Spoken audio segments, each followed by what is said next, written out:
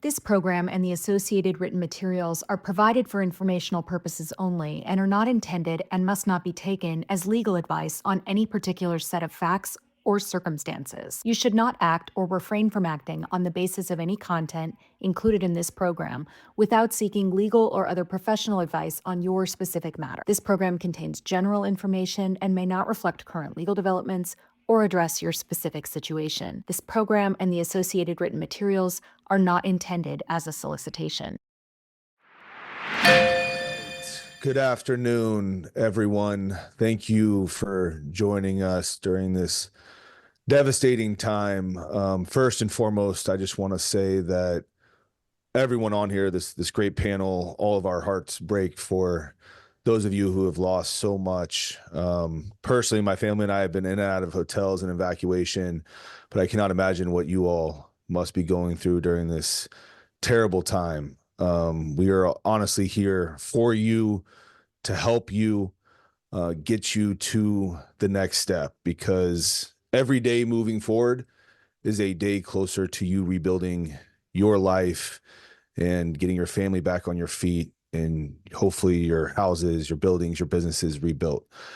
So we wanted to put this together to get you on the right direction. We know that right now it feels extremely hopeless and helpless and extremely confusing about what to do next. So we partnered with the Beverly Hills Bar Association and put together a panel of true experts in this area of insurance claims and the best way to start it, as well as attorneys that specialize in wildfire law to help guide you through this process. And the first thing we want to say is that every person on here, we've all agreed this is in no way whatsoever a solicitation. We are here to strictly provide information that can help you and your loved ones. And the great majority of home and business owners who are harmed by these wildfires do not need an attorney. In fact, most insurance issues do not require an attorney and are not intended to involve attorneys. And so we know there's a lot of misinformation out there, and we want to set the record straight that we hope after this you have a guide, and we will provide a handbook and a handout that'll help you secure what is yours, what you've paid for in a premium through your insurance in a step-by-step way, so that you should never be paying a lawyer to recover what you need. We just want to make sure that you are all aware of that. And there's, again, misinformation from certain attorneys out there that are saying you need to hire an attorney to pursue your claim or a public adjuster. A lot of that is just not true at this stage. And a lot of that you can handle on your own without having to pay a lawyer. So in this talk, we are, like I said, strictly talking about the insurance claim process, as well as some wildfire legal issues that you may come upon. But we are not tax attorneys, and there is a tax section with the Beverly Hills Bar Association that will soon be putting on a webinar like this to give you guidance and advice on what happens to your property that you lost and the tax implications of those. So we cannot give that tax advice. In fact, any advice we give, you should consult an attorney. We are just trying to help you guide to get to that next place, to help you rebuild and make your life better out of what you're going through. But there is a tax group that's going to give tax specific advice. So with that, this great panel made up of experts throughout the state who have handled so many of these type of tragic cases. I'm going to have them introduce themselves, and then we're going to go through and discuss the step-by-step advice that we can give. With that said, I know many of you have lots and lots and lots of questions. We will be monitoring those questions, and I will give them to this great panel as they come in. Obviously, we can't answer all of them, and we know this is only supposed to be an hour, but we've all discussed, and we want to give you our time. So we're happy to stay longer if need be, to really make sure everyone leaves this in a better place than when they started, because we know how terrible it is what you're all going through. So we are here for you. We're here to help. With that, our first speaker, Amanda, if you can introduce yourself to our listeners. Good afternoon. My name's Amanda Riddle. I am an attorney in the Bay Area. I have been practicing law for 23 years, and for the last 15 of those, I have represented victims and survivors of wildfires and explosions caused by utility companies. I've represented about 6,300 clients to date. And I was one of the attorneys that negotiated the $13.5 billion settlement with Pacific Gas and Electric Company on behalf of Northern California wildfire victims. All right, David Paletz, if you can introduce yourself. Hi, my name is David Paletz, and I'm a licensed attorney. I've been practicing in the state of California for 16 years. I've also, though, been a insurance broker and agent for the last 12 years, and I'm head of the Los Angeles office for Novus Underwriters and Novus Insurance Services. All right, and Stacy. Hi, I'm Stacy Tucker. I have been a licensed attorney in California since 2001, and I'm actually admitted in 5 different states up and down the West Coast. And my entire practice has been focused on insurance companies. And since the Tubbs fire in 2017, I've been representing insureds against insurance companies for issues that arise in payments for wildfire damage. And as Dan accurately said, at this early on, you don't need an attorney. It's later on where issues may arise, and we'll walk through that as well. All right, and John Torbett. Hi, my name's John Torbett. I'm an attorney here in Los Angeles. I've been practicing for almost 30 years now. One of my specialties is real property litigation, and within that, I specialize in inverse condemnation. I've actually taken one of these cases to a trial to verdict, which is kind of unusual because they don't tend to go to trial. The inverse condemnation would apply if somebody like Southern California Edison, for example, has liability in this case. I worked on about 18 or 19 cases in the Woolsey fire, which was the Malibu fire that broke out in November of 2018. I worked with Dan Kramer, and we took a case. It was a big case, so we opted out of what they called the mediation protocol, and we had a liability trial set in August of last year, and we ended up settling it on the proverbial courthouse steps. So I have experience with wildfires and lots of experience with inverse condemnation. Yes, and like I said, I'm Dan Kramer. I'm a trial lawyer here in Westwood, California, with Kramer Trial Lawyers. And with that, let's get to what everyone here wants to know. Amanda, let's start with you to get an overview of this step-by-step process that these people can start. Sure. So first of all, I want to let you know that I have all my notes on another screen over here. So if I'm looking back and forth, that's why.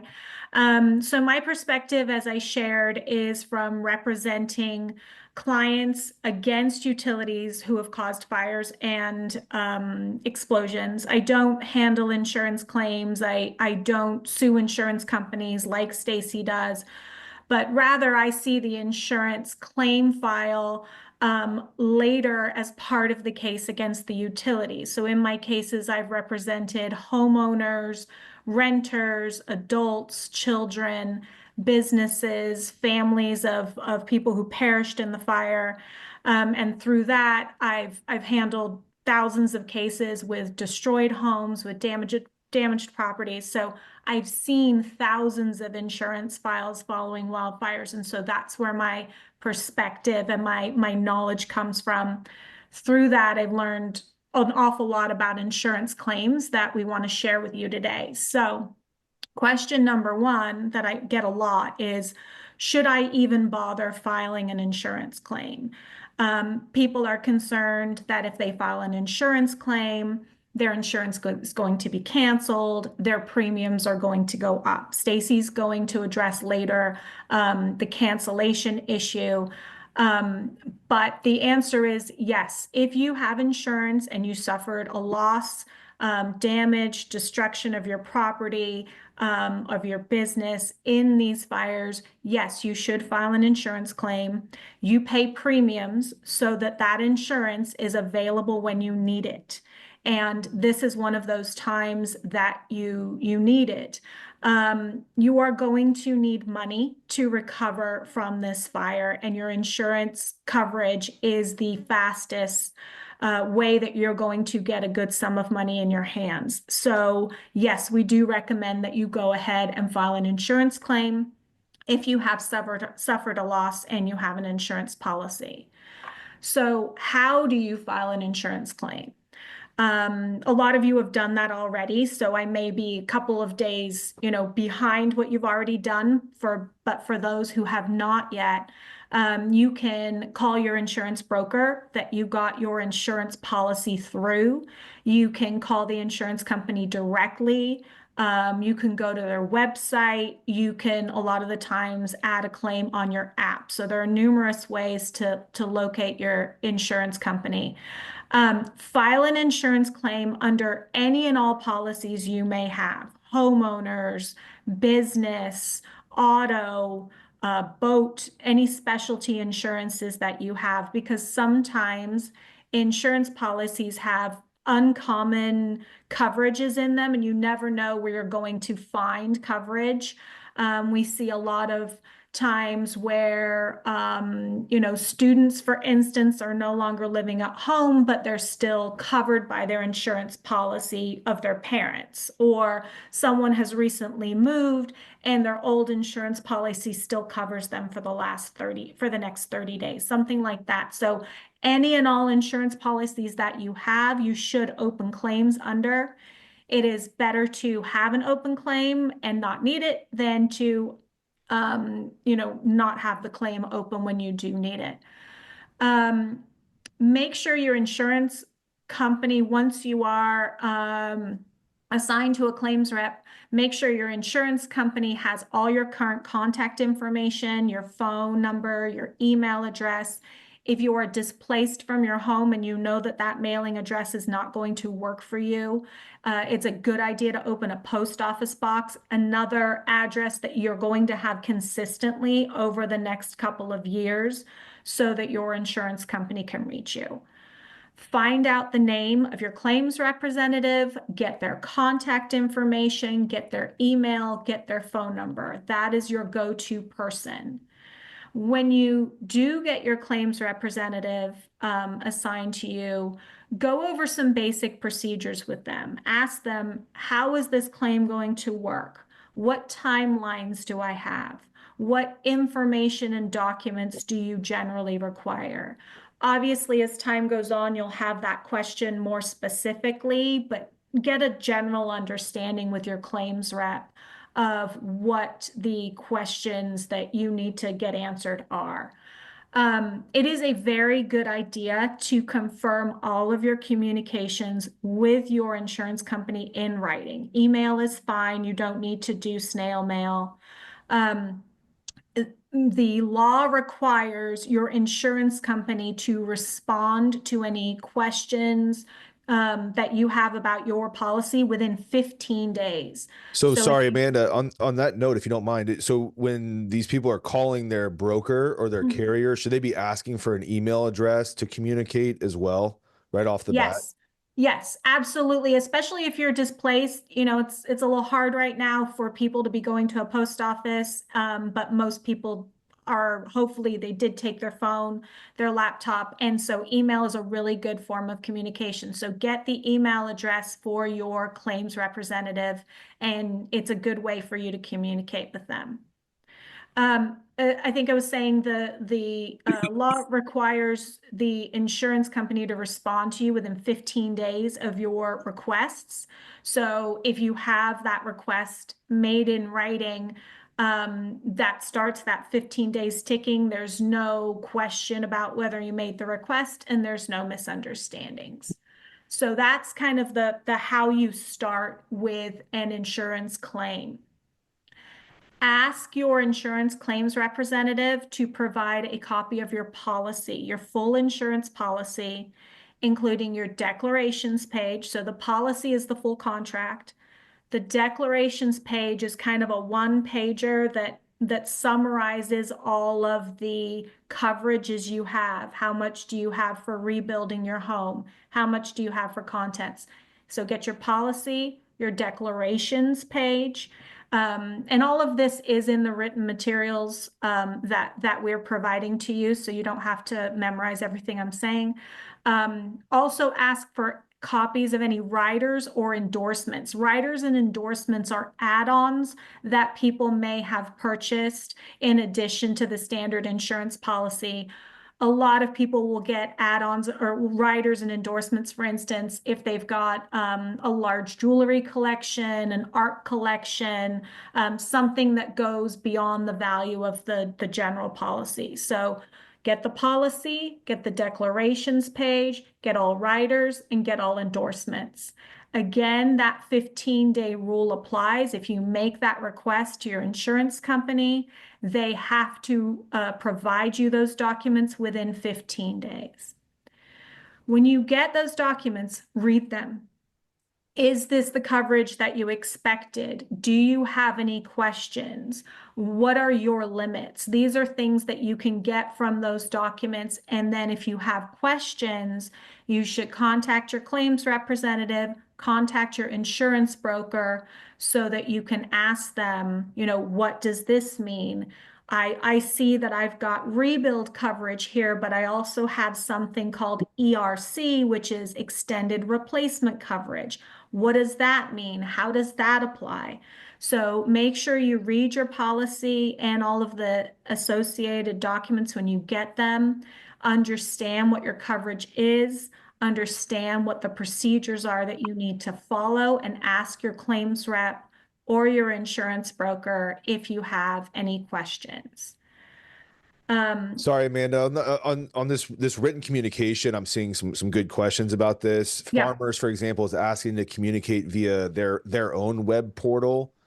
It's obviously in farmers' control. Should that be a concern because they control the portal? Should the policyholder ask for different ways to communicate? So whatever way you communicate with them in writing, you want to have a record of it. I've not used the farmers portal. If it is, you know, a lot of doctor portals will have the messages going back and forth, and afterwards you can't see the past message. So if the portal allows you to have a record of the messages, that would be fine to use. If it doesn't, if it's just they disappear, kind of like Snapchat, I guess, they disappear. I'm too old to use that, but if they disappear, then you want to have a record. So if you want to use that portal and you're concerned about whether or not there'll be a record, if you do it through your phone, screenshot the message that you're sending, screenshot both ways, maybe make a folder in your phone where you can store all of those.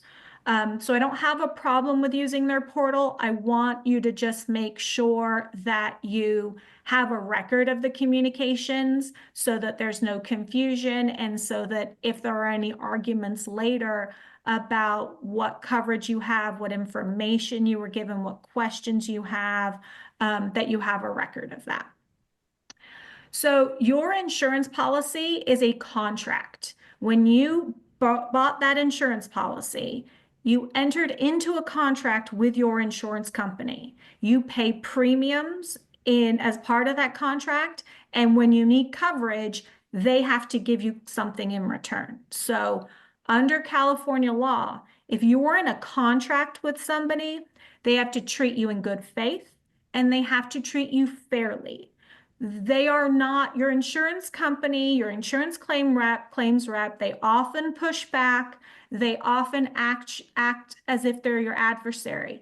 Do not let them forget that you have a contract with them. They must treat you in good faith, and they must treat you fairly. Do not let them forget that. Okay, let's talk about what kinds of coverage you may see in your insurance policy. So there are obviously different policies, but focusing on homeowners policies, coverage A, generally this is what it looks like. California Fair Plan is different. That's more lumped together. Stacy's more of an expert on that than I am. Stacy and Dave have seen a lot of those policies. But on a Farmers, State Farm, Allstate, Chubb, those kind of insurance policies. Homeowners, they're generally going to have four main categories. The first is dwelling, which is your primary structure, your house on your property. The second, coverage B, is other structures, detached garage, septic system, sheds, gazebos, hot tubs, pools sometimes come under other structures. So ask your claims rep which of your structures, make sure they're aware of all structures on your property, which go under the other structures coverage, which go under the dwelling coverage. Coverage C is personal property, your contents, your clothes, your furniture, your books, your home goods. I generally explain it to clients as if your house is a dollhouse and you tip it upside down, everything that falls out is the personal property, everything that stays is called real property. So coverage C is generally your contents. Coverage D is the one most of you are dealing with right now, which is loss of use, also known as additional living expenses. That is the coverage for those additional expenses that you are facing because you are displaced from your home. You're having to eat out in restaurants because you don't have your kitchen to cook in. You are having to stay in hotels, like Dan mentioned, because you are not able to stay in your home. So these loss of use coverage, additional living expense coverage, covers those additional expenses that you would not have had to incur if you were in your home. Then there are often on homeowners policies some extra coverage. You've got building and code and permit upgrades. So if you are rebuilding your home, you're going to have permit costs. You're going to have code upgrades. The cities and the counties often do not let you build the home you already had because codes have changed since. So you've got additional coverage to cover increased costs because of code upgrades. You have extended replacement coverage a lot of times in homeowners policy, which is an additional amount. If you choose to rebuild, they will sometimes go up another 50% on the dwelling coverage to cover that rebuild cost. And then a lot of the time you'll have landscaping coverage, your trees, your shrubs, your a lot of the time the landscaping also covers hardscape, so your pathways, your decks, that type of thing. So talk to when you look at your policy, figure out, if it covers all of those coverages. If you have questions about which parts of your property fall under which of those coverages, again, as I said, sometimes hardscape and decks are sometimes under coverage B, other structures, sometimes they're under the landscaping coverage. So talk to your claims rep about where those fall. Excuse me.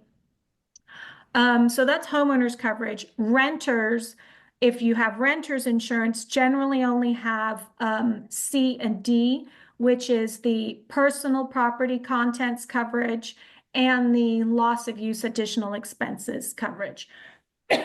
Sorry, I'm already losing my voice. So renters, take a look at your policies. Again, you'll probably have coverage for your contents, and you'll have coverage for your additional living expenses. As I said, California Fair Plan is different, so review your policy, and Stacy and Dave will have more information on that. Moving to what you're most immediately dealing with, like I said, is your loss of use and additional living expenses. So that is, again, the costs that you are facing because you're displaced from your home. The law requires that in the event of a total loss of your home, so if your home was destroyed, that your insurance company is required to pay an advance of 4 months, at least 4 months, of those displacement expenses upon your request. So if if you've lost your home and you have not already received or have been told that your 4 months advance loss of use payment is on the way, contact your claims representative and ask for that. You are entitled to 4 months in advance if you have lost your home. Find out from your claims representative what kind of additional living expenses your insurance carrier covers. Is it hotels? Is there a cost limit on those hotels? Is it meals? Is there a cost limit on those meals? Find out what your coverage will cover so that you're not incurring expenses and finding out later the hard way that they're not covered. Track your expenses. So even though your insurance company will give you a 4 months payment in advance in a lot of cases, they may later say, we want you to document how that money was spent. So get receipts, itemized receipts. Not just that charge slip, you want itemized receipts that show what you spent your money on. Remember that a lot of the time with receipts, I've seen this when I see the receipts years later in litigation cases, especially if the receipts are those carbon kind with the yellow backing, the ink fades and rubs off. So make sure you either photocopy, take a photograph on your phone, and again, create maybe a folder of all of your receipts in your phone. Or at very least write a note at the top in pen that's not going to fade, date, amount, and what you spent it on. Because I see a lot of those receipts when they're, a couple years old and we're dealing with, claims, we're dealing with litigation, and the ink has faded off of those receipts. Sorry, Amanda, we have a lot of questions on this 4 month advanced. Yeah. And so one of the questions we're having is, for the 4 months advanced, does the home have to be completely destroyed, or is it enough to just be rendered unavailable? The language says total loss. And so that's going to be defined by the insurance company. But that's a good question. I was wondering that. Maybe Stacy and Dave, you know the answer. Is total loss a destruction of the home, or is it if the insurance company deems the home uninhabitable, at least for a given amount of time? Go ahead, Dave. I was going to say, if the home is uninhabitable, that is akin to a total loss. So you could definitely make that argument that if I can't come back to my home, it is unlivable for the foreseeable future, then you have a very good argument that it is a total loss, and they should, under the state of emergency minimums, they should advance you the 4 months. And then Yeah, and then how are they calculated if it is in advance? So you don't know what you're going to have to spend or how much you're going to have to spend for the next 3 months. What is the calculation? Staying with me, yeah. So pretty much you have a home, whether it's 1,000 square feet, 2,000 square feet, different. What you take is the fair market value of what your home would be if you were to rent that type of home. And you're able to use that number as a number for the advancement for your expenses. So just using like a round number, if you had a 2,000 square foot home and the fair market rental value is $10,000 a month, then you should be entitled for advancement of at least 4 months, so $40,000. Now, obviously, you want to look at your limits because some people don't have as much loss of use as other people. So you want to make sure that even if you're getting that advance, that it's in line, because you are going to be capped at some point. So make sure that whatever you're asking for is reasonable, it's enough to cover you, but also be aware that there will be a limit at some point. And that's a good point. So I think Dave said 2 things that I want to just confirm everyone heard. First, on the definition of total loss, it may be a discussion, and you may have to make an argument of, my house was not destroyed, it was not burned down, but it has been deemed uninhabitable, and therefore it is a total loss. I am going to be displaced for a minimum of 4 to 6 months. And so you've got a good argument that they should be paying you out that 4 months. Shoot, I forgot the second thing that you just said that I wanted to clarify. Apologies. Fair It'll market come back to me at some point. Say that again. fair market value, or maybe a cap on how much. Yes, thank you. It was the cap. Thank you very much. So sometimes when you look at your loss of use coverage, sometimes there's a monetary cap and sometimes there is a time cap. And so sometimes it'll say up to 3 years, or sometimes it'll say up to X number of dollars. Sometimes it will say as incurred, which means the amount of money that you incur in additional living expenses will be covered. As incurred is a very vague term. So that is something you should be discussing with your claims representative to understand what that means and what the parameters are on what you're allowed to incur. So we're getting some of these other questions. Some families have loss of use in their insurance policy, but then they go live with a loved one for X amount of months. Can they still claim the loss of use would they be entitled to that?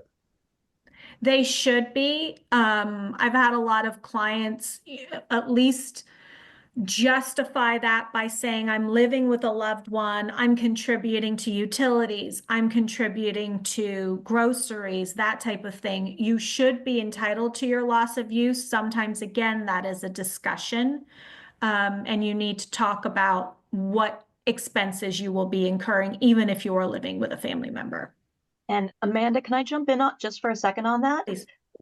One thing, a good strategy in those situations is to sign a rental agreement with the relative that you're living with, and then you provide it to the insurance company, and that demonstrates what you are incurring, so that you can clearly and unequivocally have proof of the situation that you're in. It's great advice. And one thing that I would just add to that is that make sure that even if you get in advance, which they must give to you in a short fashion, is you need to make sure you keep that a ledger of all of your expenses. Because remember that after this 4 months advance, you're going to need to show that if you want supplemental money, that you're going to have to provide a list of all your expenses, including whatever rent, whatever, furniture costs of food, travel, things like that. So just because you got your 4 months, well, you're not entitled to that next chunk of change unless you start showing proof of all the use. So make sure that no matter what is, you start keeping track of everything from day one. Yeah, and so keep all copies of your receipts. Like I said, sometimes they fade, so taking a photo of the receipt, making a photocopy of the receipt. I had a former client from the Campfire case tell me today that he used an app called Expensify, EXPENSIFY, and he used that to track all of his displacement expenses and to store pictures of his receipts. So there are apps out there that you can use, but stay organized. Make sure you have an accounting. Even if you are normally organized, remember that you've just gone through and you are continuing to go through a traumatic. And we just put that in the chat, the link to that website. Oh, wonderful. Expensify. I haven't looked at it much, but a client told me this morning that he found it very useful after the campfire. So, but stay organized. Organizational skills may not be as good now as they were because you're juggling so many things. So a filing system is great. Different envelopes for different expenses, different folders for different expenses. But as Dave just said, whatever you do, make sure you are tracking those expenses and keeping the backup documentation so that when your insurance company comes along later and says, we need to see what you've spent this money on in order to determine whether or not you get additional loss of use, you have that information. I'm going to move on to personal property coverage. Dan, do we have any other ALE questions that you want to pop in before I do that? No, go ahead, but I may come back to a couple, but go ahead. Okay. So, additional living expenses, loss of use, that's what you're really facing right now. The next thing that you're going to start doing is working on your property claims. I'm going to focus on personal property or contents, and then I'm going to toss to Dave in a little bit to talk about your real property, which is your dwelling and your property, your land. In the event, again, of a total loss, and again, that term total loss may be a discussion. In the event of a total loss resulting from a state of emergency, which we have here, the governor has declared a state of emergency, your insurance company must offer you payment for your personal property loss of no less than 30% of your policy limit for your dwelling, as long as your home was furnished at the time of the loss and in the amount of no more than $250,000. So let me break that down. If you lost your home and it was furnished at the time of the fire, your insurance company has to give you 30% for your personal property of your dwelling A coverage. So if your dwelling A coverage is, I'm going to use round numbers, $1 million, your insurance company has to, nope, I'm not going to use $1 million because it's over the $250,000 cap. If your dwelling A coverage is $500,000, your insurance company needs to pay you, and you've totally lost your home and your home was furnished at the time. Your insurance company needs to pay you 30% of that $500,000, which is $150,000, towards your personal property loss right up front. So that's another thing you ask your claims representative. I've lost my home. My home was furnished at the time of the fire, and I want my 30% payment, 30% of my amount of dwelling A. It's a little bit tricky, so talk that one through with your insurance rep. If your insurance company, I will tell you, Sorry, Amanda, before you go there, just Yeah. we do have a good question. It's just, does the personal property 30% change if there was a secondary structure, like a small studio on the property as well?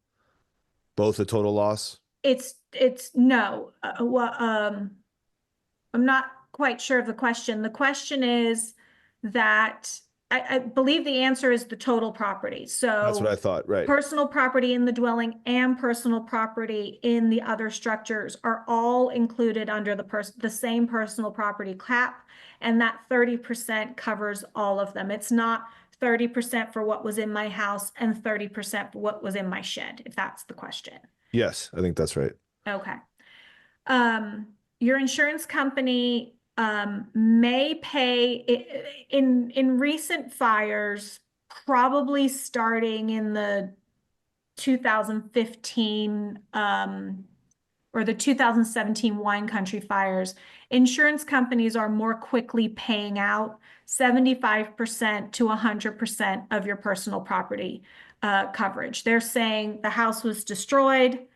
We're just going to pay out the full amount. Not all of them are, though. So if your insurance company is going to require you to do a personal property inventory, which is an inventory of everything was in your house, the condition it was in, and the fair market value of that property at the time of the fire. The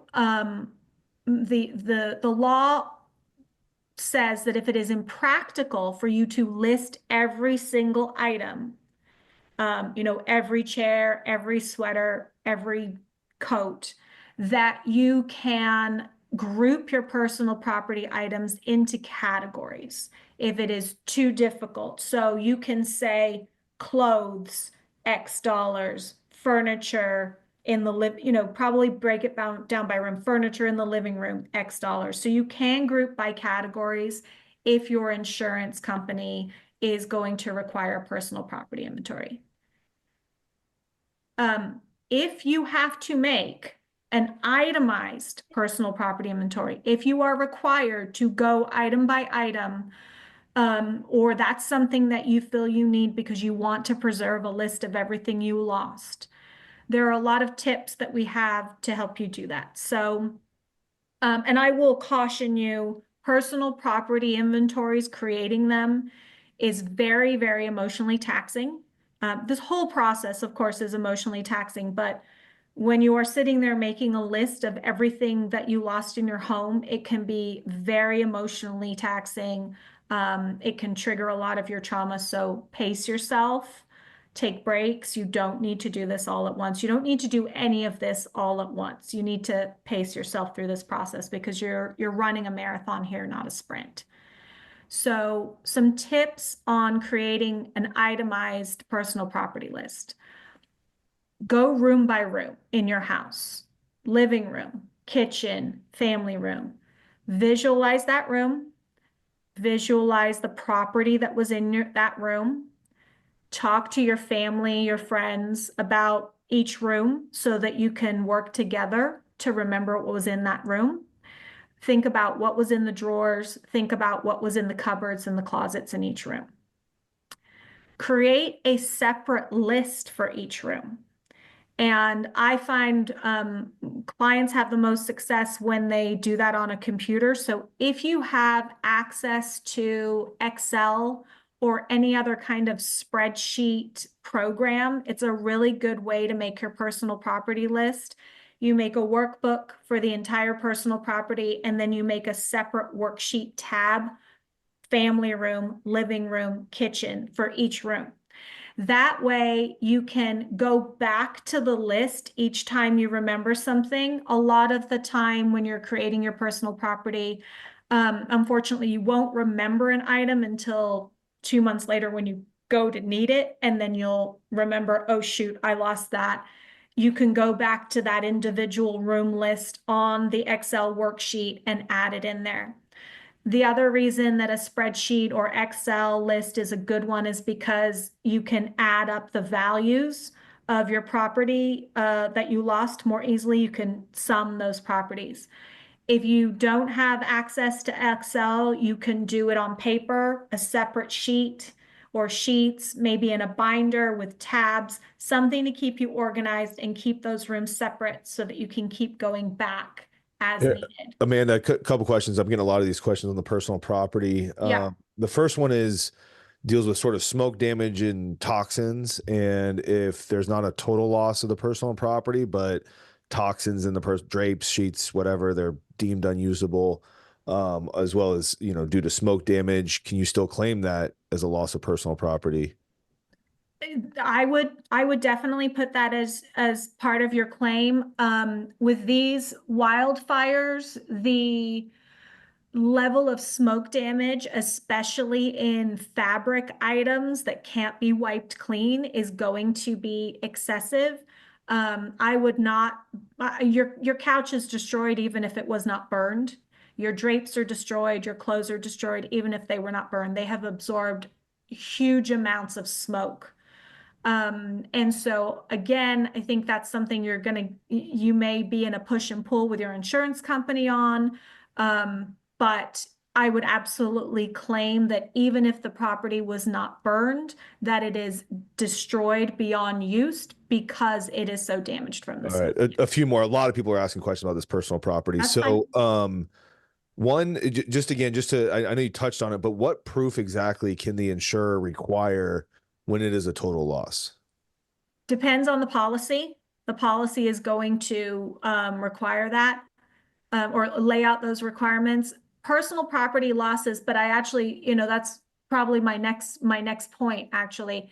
Personal property losses are much tougher than rebuild loss because most people don't have pictures of all of their stuff. But a good place to look, and frankly, a lot of you unfortunately lost your homes right after Christmas. And so a lot of the stuff that you lost may have been new. So your Amazon account, your online receipts for, online ordering. If you got Christmas presents from family members or friends, ask them if they have the receipt, if they have you know, that in their Amazon, that type of thing. So you've got documents to show the date of purchase. You've got documents to show the purchase price. And here's sorry, just a few, just in the interest of time. So a couple more is my insurer has offered 75% of my personal property coverage without proof. Is this a good option in some situations? For some people, Dave, I see you shaking, or sorry, go ahead. Sorry, for some people, it is a very good option. For some people, sorry, my blinds are closing behind me. For some people, that's a very good option, mainly because making a personal property inventory is very difficult and very time consuming and very taxing. Some people do not want to be burdened with making a full list of everything in their house. They want to take the 75%. It is an option. I will tell you that you're then leaving 25% on the table because you're only getting 75%, not the full 100%. I will also tell you that if, which John is going to talk about, if there is a later lawsuit against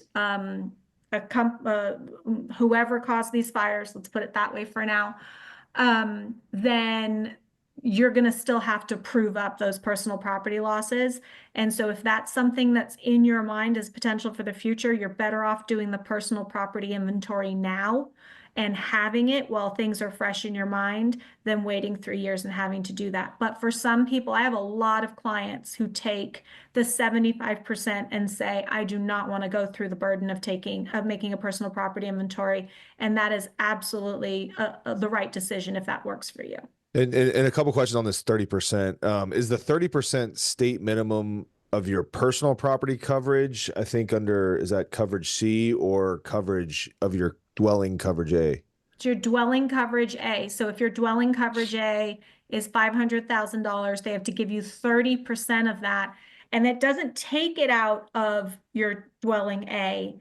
It takes it out of your coverage C, but that's where the calculation comes from. So $500,000 in dwelling A, they give you $150,000, but it comes out of your coverage C. That's where the money comes out of. It's just that's how they come up with the calculation. And then does the 30% of personal property apply with California Fair Plan? I don't know if Stacy. That's a Stacy and Dave. It does.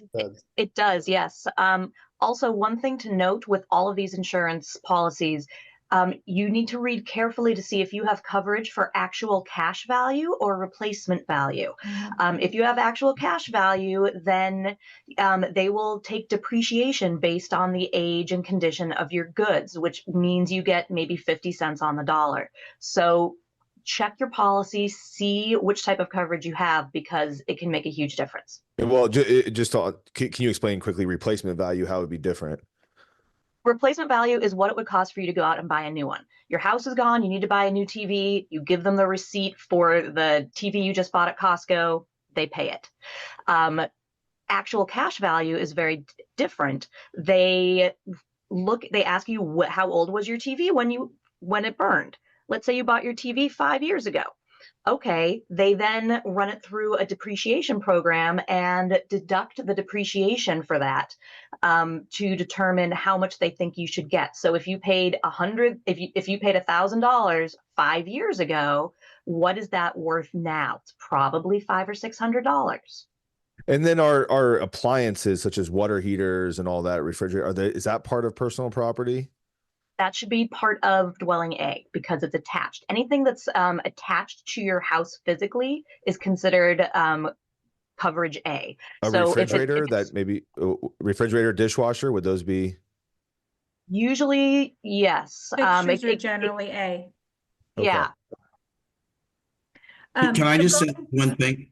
Go ahead. I'm sorry, because we haven't gotten to the litigation part, but obviously defendants, if in fact there will be a defendant in these cases, that they're definitely going to want to see as much detail as possible. So as difficult as it is in your current circumstance, we use the insurance claim file all the time in litigation, and you do the best you can. Obviously, you can only inventory what you can remember, and you can only come up with the receipts that you have or any kind of evidence of what you spent to buy the personal property. But in regard to prospective litigation, it is definitely in your best interest to document that as best you can. Yeah. So, and going back to the fair market value, Stacy, some people were asking what's the best way to approach it? Is it a negotiation with the carrier if it's cash value, to run it through like a fair market value calculator? How do you negotiate that, or do you just have to accept what they say? You can absolutely push back, but it is very difficult. This is one of the areas where people experience the most frustrations with their insurer. And as we said at the start of your claim, there's no reason to assume you're going to have problems. As you move forward, if you do start to have problems, that is when you may want to consider talking with a public adjuster, because they have a lot more experience in negotiating and pushing back on these things than you individually do. And they may be able to get you a better deal. And Stacy, I know we're touching on it and we've all heard the term public adjuster, but can you just explain to us what that means? A public adjuster is somebody who puts themselves out into the world. They're trained, they take courses, they're certified by the state to represent you in an insurance claim. I personally don't recommend starting out with one from the get-go because I don't think you need them. Most people are going to very quickly get their claims paid and move on with their lives. If that is not the experience you're having over the course of the next few months, that's when you may want to consider retaining a public adjuster who represents you with the insurance company and handles it all for you so that you don't have to deal with the insurance company. They charge a percentage of what they are able to collect for you. So if you do choose to get a public adjuster and you do it later on in your claim, you'll want to make sure that your agreement with them only covers future money that they're able to collect for you and not what you were already paid through your own efforts. So what should our listener, I mean, what's the best caution here? Because a lot of things are being thrown at all of these people who are going through this terrible situation. It's confusing. They have a lot going on. They haven't slept. People are hitting them up from attorneys to public adjusters. What's your best advice on what to stay away from or be careful with? And what do they want to look for if they're going to go down that path? Stay away from anyone who's trying to get you to hire them right now. You are overwhelmed. You are trying to manage this hour by hour. And anybody who's trying to take advantage of you in that time period is not somebody you probably want to be working with. So the public adjusters and attorneys who are flocking around hotels, and evacuation sites, trying to gin up clients, the very fact that they're doing that is a good notification that they're probably not people you want to be working with. I don't want to push any particular companies, but do a Google search of public adjusters in your area.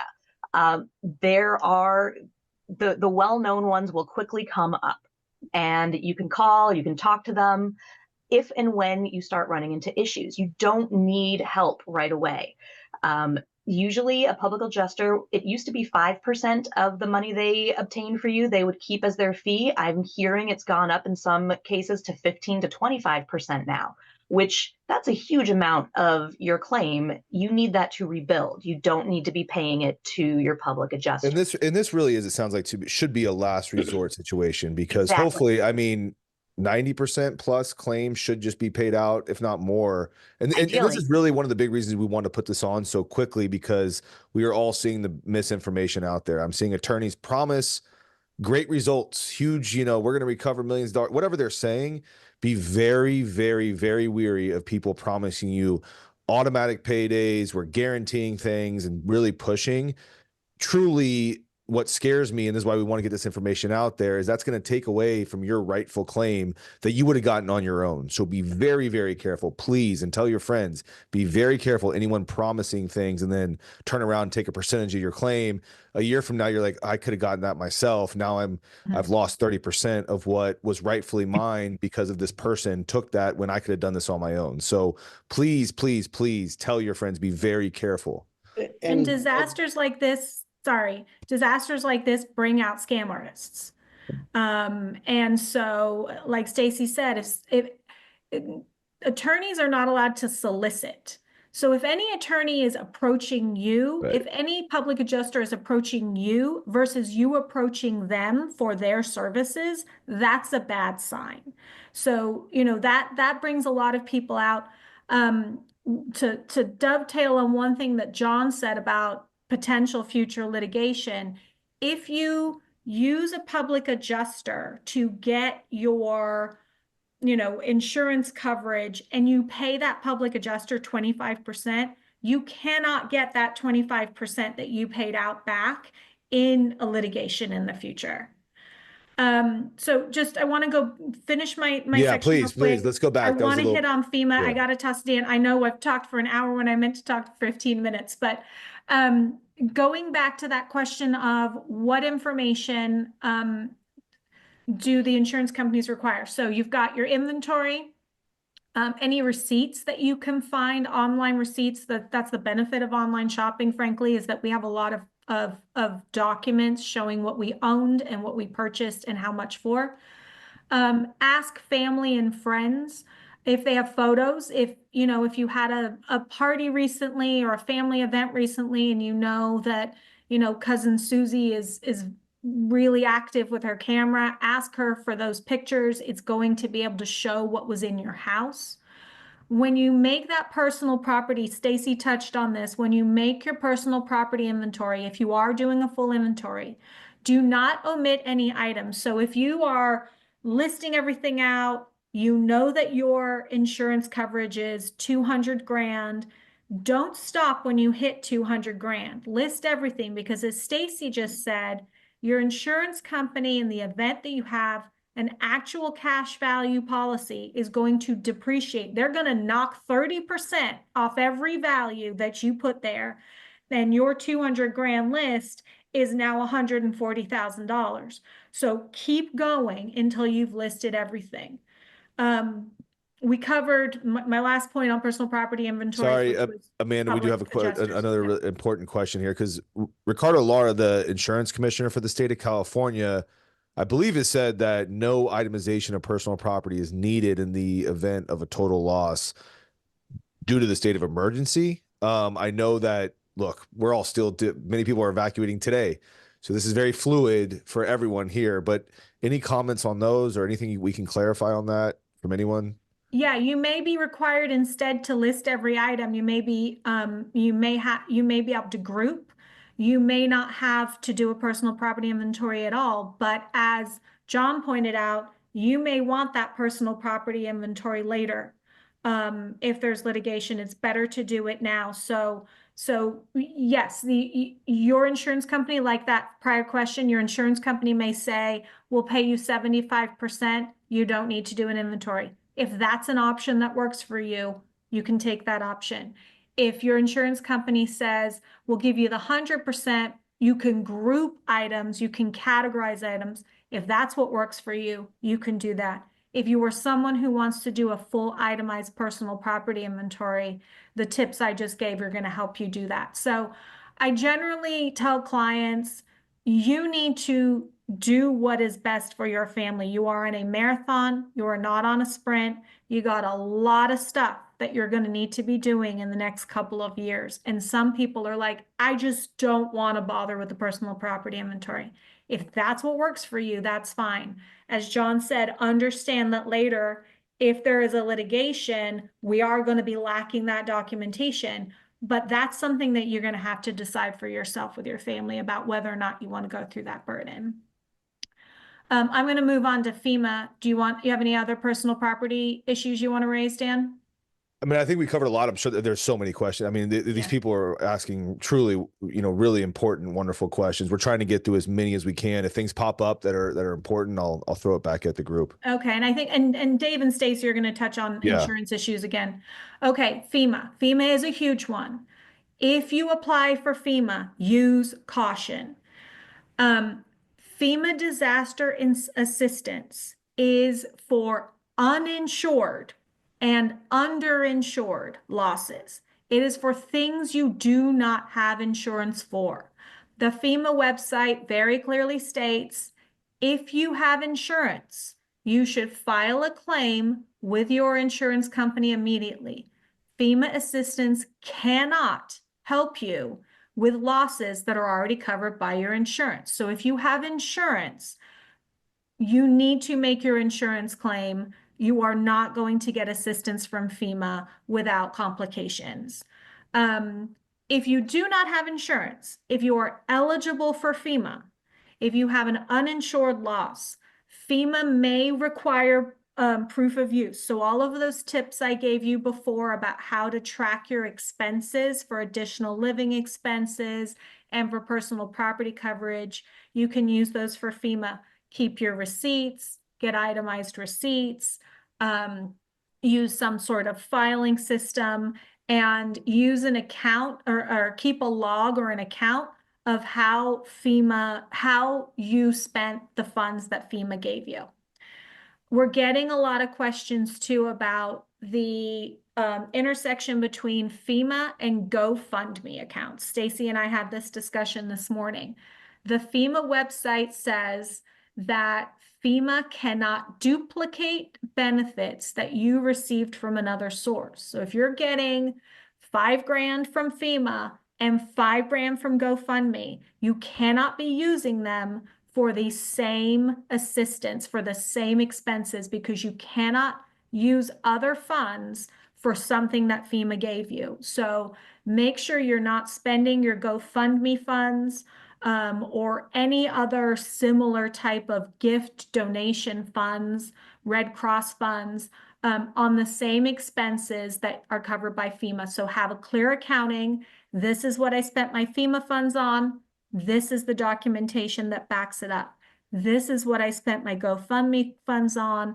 This is the documentation that backs it up. There's no duplication. So just, Amanda, we're getting some we just need maybe a little clarification on this. So, if your insurance covers, let's say X amount, $100,000 hypothetically, it's obviously you're underinsured. FEMA can cover the losses that go above that or not? And just be very clear, because we're getting a lot of questions on this. Well, that's part of the problem. It's not very clear. FEMA is not very clear by what they mean by uninsured and underinsured. But their website says, if you have insurance, go to your insurance company, do not come to us. And I will tell you, I have had clients who had insurance, understood that they were underinsured, got FEMA assistance, and then FEMA later came back and said, you had insurance for that, even if they, used the money for different things and they didn't have enough insurance. You had insurance for that. We want our money back. And let me be clear, when FEMA comes to you and asks for its money back, it does not come back nicely and say, excuse me, Mrs. Smith, it seems we've made a mistake. Let's talk this out and work this through. They come back at you with, you defrauded the federal government by taking funds that you should not have taken. So you do not want to be taking FEMA funds if you have insurance that could possibly cover any individual loss.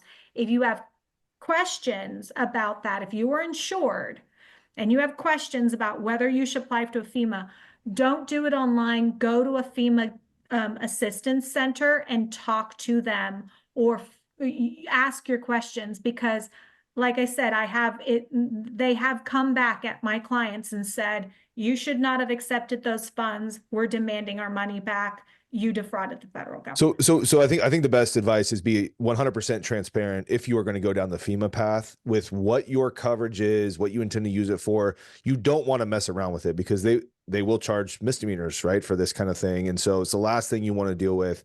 Just be very, very transparent, and then recommend getting that all in writing, I assume, with whoever you're talking to at FEMA. Yeah, I mean, the problem is you're dealing with the federal government, and so they're not going to be sitting there, helping you write notes. But I strongly suggest, if you have any kind of insurance, that if you apply for FEMA, you go to a FEMA government assistance center and ask someone who actually works for FEMA, this is the insurance I have. Can I still apply for FEMA, versus applying online and making that mistake? Because like you said, and it's only one example, so I don't want to freak people out, but I did have a client who accidentally took FEMA assistance while he had insurance, and he was charged with a misdemeanor. And we're getting a lot of GoFundMe questions on how that would be an offset. Stacy, did you want to touch on that, or Amanda? It won't be, GoFundMe won't be an offset related to insurance. They are entirely separate. So you can get GoFundMe funds and assistance from family and relatives without it affecting your insurance. That's not a problem. It's related to FEMA that it can become an issue. FEMA has on their website a section about GoFundMe that explains if you get funds from GoFundMe, you have to make sure that they are not specifically earmarked for something that FEMA has given you money for. So if FEMA gives you money to rebuild, you can't use the GoFundMe money to rebuild. You could potentially use it for something else, and you'll need to be able to demonstrate that you did, that you're not commingling the funds, which will make it confusing. So for many reasons, it could get very dicey combining GoFundMe and FEMA. I personally wouldn't recommend it. There are no issues having a GoFundMe account along with your insurance. It won't affect your insurance. Yeah, you're going to want to keep them separate. You're going to want to keep them accounted for separately, and you're going to want to make sure that you're not taking duplicate funds. Like Stacy said, if you have a GoFundMe that says, help the Jones family rebuild their home, you don't want to be taking FEMA money to rebuild your home, because that is a duplication. And FEMA is very clear that we are not going to give you money for something where you have another source of income.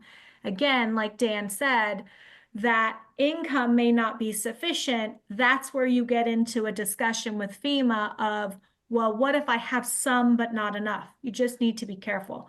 Last thing I want to say on FEMA, if you are receiving FEMA funds to pay rent for a rental property because you've been displaced for your home, sometimes FEMA will pay that rent directly. Generally in cases where if you are living in lower income housing, Section 8 housing, something like that, FEMA, instead of giving you the money, will pay the rent directly to the county or the agency that you are renting from. If you then move into a different county, into a different agency area, make sure that FEMA moves the money with you and is not still paying the old rent. Again, it's only one situation, but I had a client who was an elderly woman. She was in her 80s. She lived in Section 8 housing. After a fire, she was in Section 8 housing in one county. FEMA was directly paying that money, the rental money in that county. She moved to another county. FEMA was paying the second county, but didn't stop paying the first county. So she's now got duplicate funds. Even though she's not the one receiving the money, they came after her and demanded that she get the money back.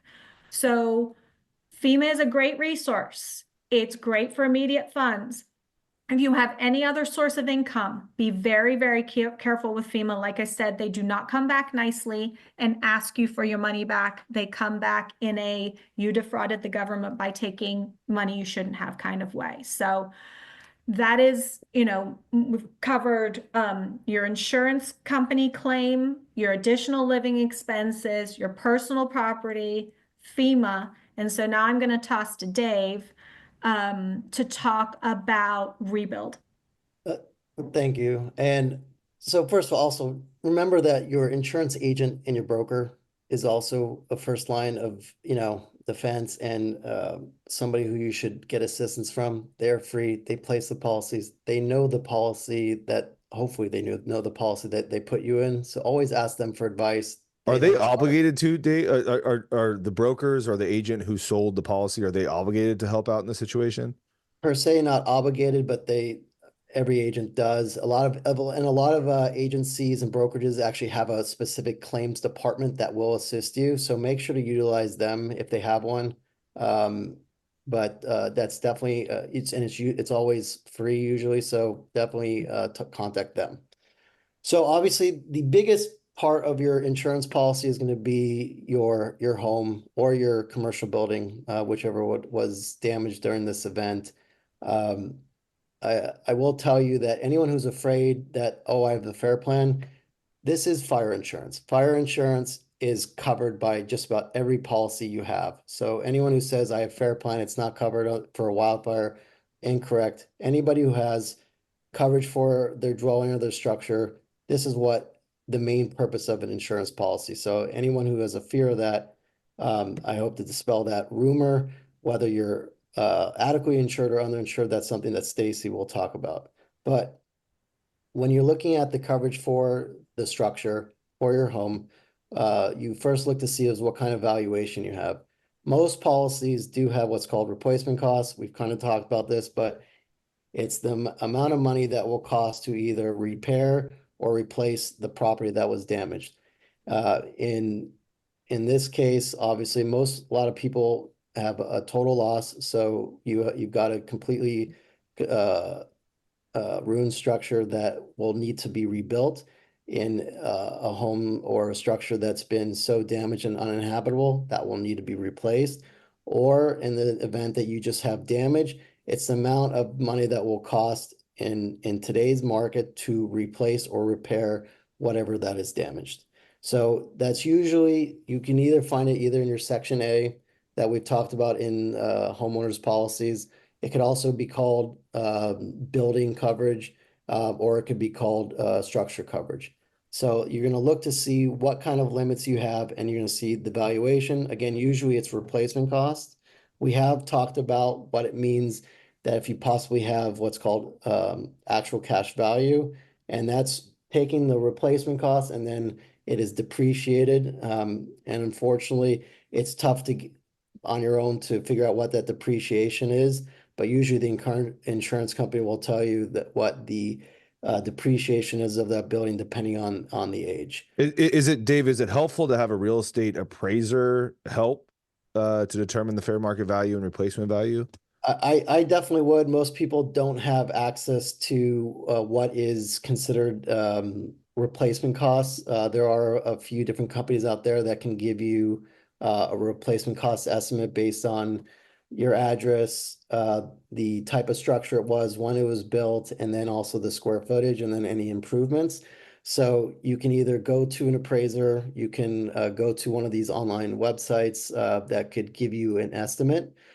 Insurance companies will have their own in-house valuations, but I highly recommend for people who are looking to see what is going to be the replacement cost for example, especially for anybody who has lost their home completely, to find out what is the replacement cost and what is an estimate. To further supplement that, we then will probably go to a contractor, and a contractor will tell you based on, again, the square footage, based on finding something that is like kind to what you had. So you're not going to be able to, obviously, if you had a 2,000 square foot home, you can't say, well, I want to replace it with a 4,000 square foot home. Unless you're overinsured, which is rarely the case, the insurance company will only give you what it costs to replace what you had at the time of the loss. So a contractor, a reputable contractor's license will help you do that. Other evidence that you can use to prove what you had before is go on Redfin, go on Zillow.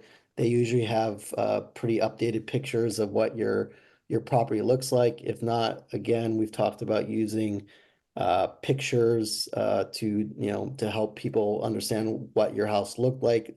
But usually property records should have an updated value of at least the square footage of your home.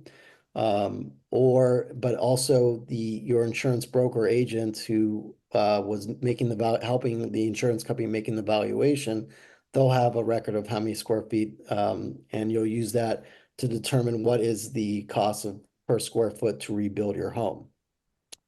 The other ways, we've discussed this also previously, but what are we looking at? So we're looking at the replacement costs and the limit, but sometimes we've talked about that we've had what's called extended replacement cost coverage, and that can be an additional 10%. It can be an additional 25%. It could be additional 50% to what that dwelling or building coverage limit was. So if, let's say hypothetically, if you had $1 million in coverage and you had what's called that extended replacement cost endorsement, you then either have 1.1 million, 1.25 million, 1.5. I've seen them as high as 75% in some policies. So you'll definitely want to take a look, not just at that initial number on what's your dwelling or structure coverage, but to see if you have endorsement for extra coverage. So here's a question that a few people have asked about the square footage. If there's unpermitted finished square footage, how does that come into play in terms of the replacement cost? What if there's structures that are not shown in the square footage of the home? So how would you deal with Right. that? So for anybody who has made like additions, I would use evidence based on you take the contractor's quotes and any evidence that you had to show that you made some sort of addition.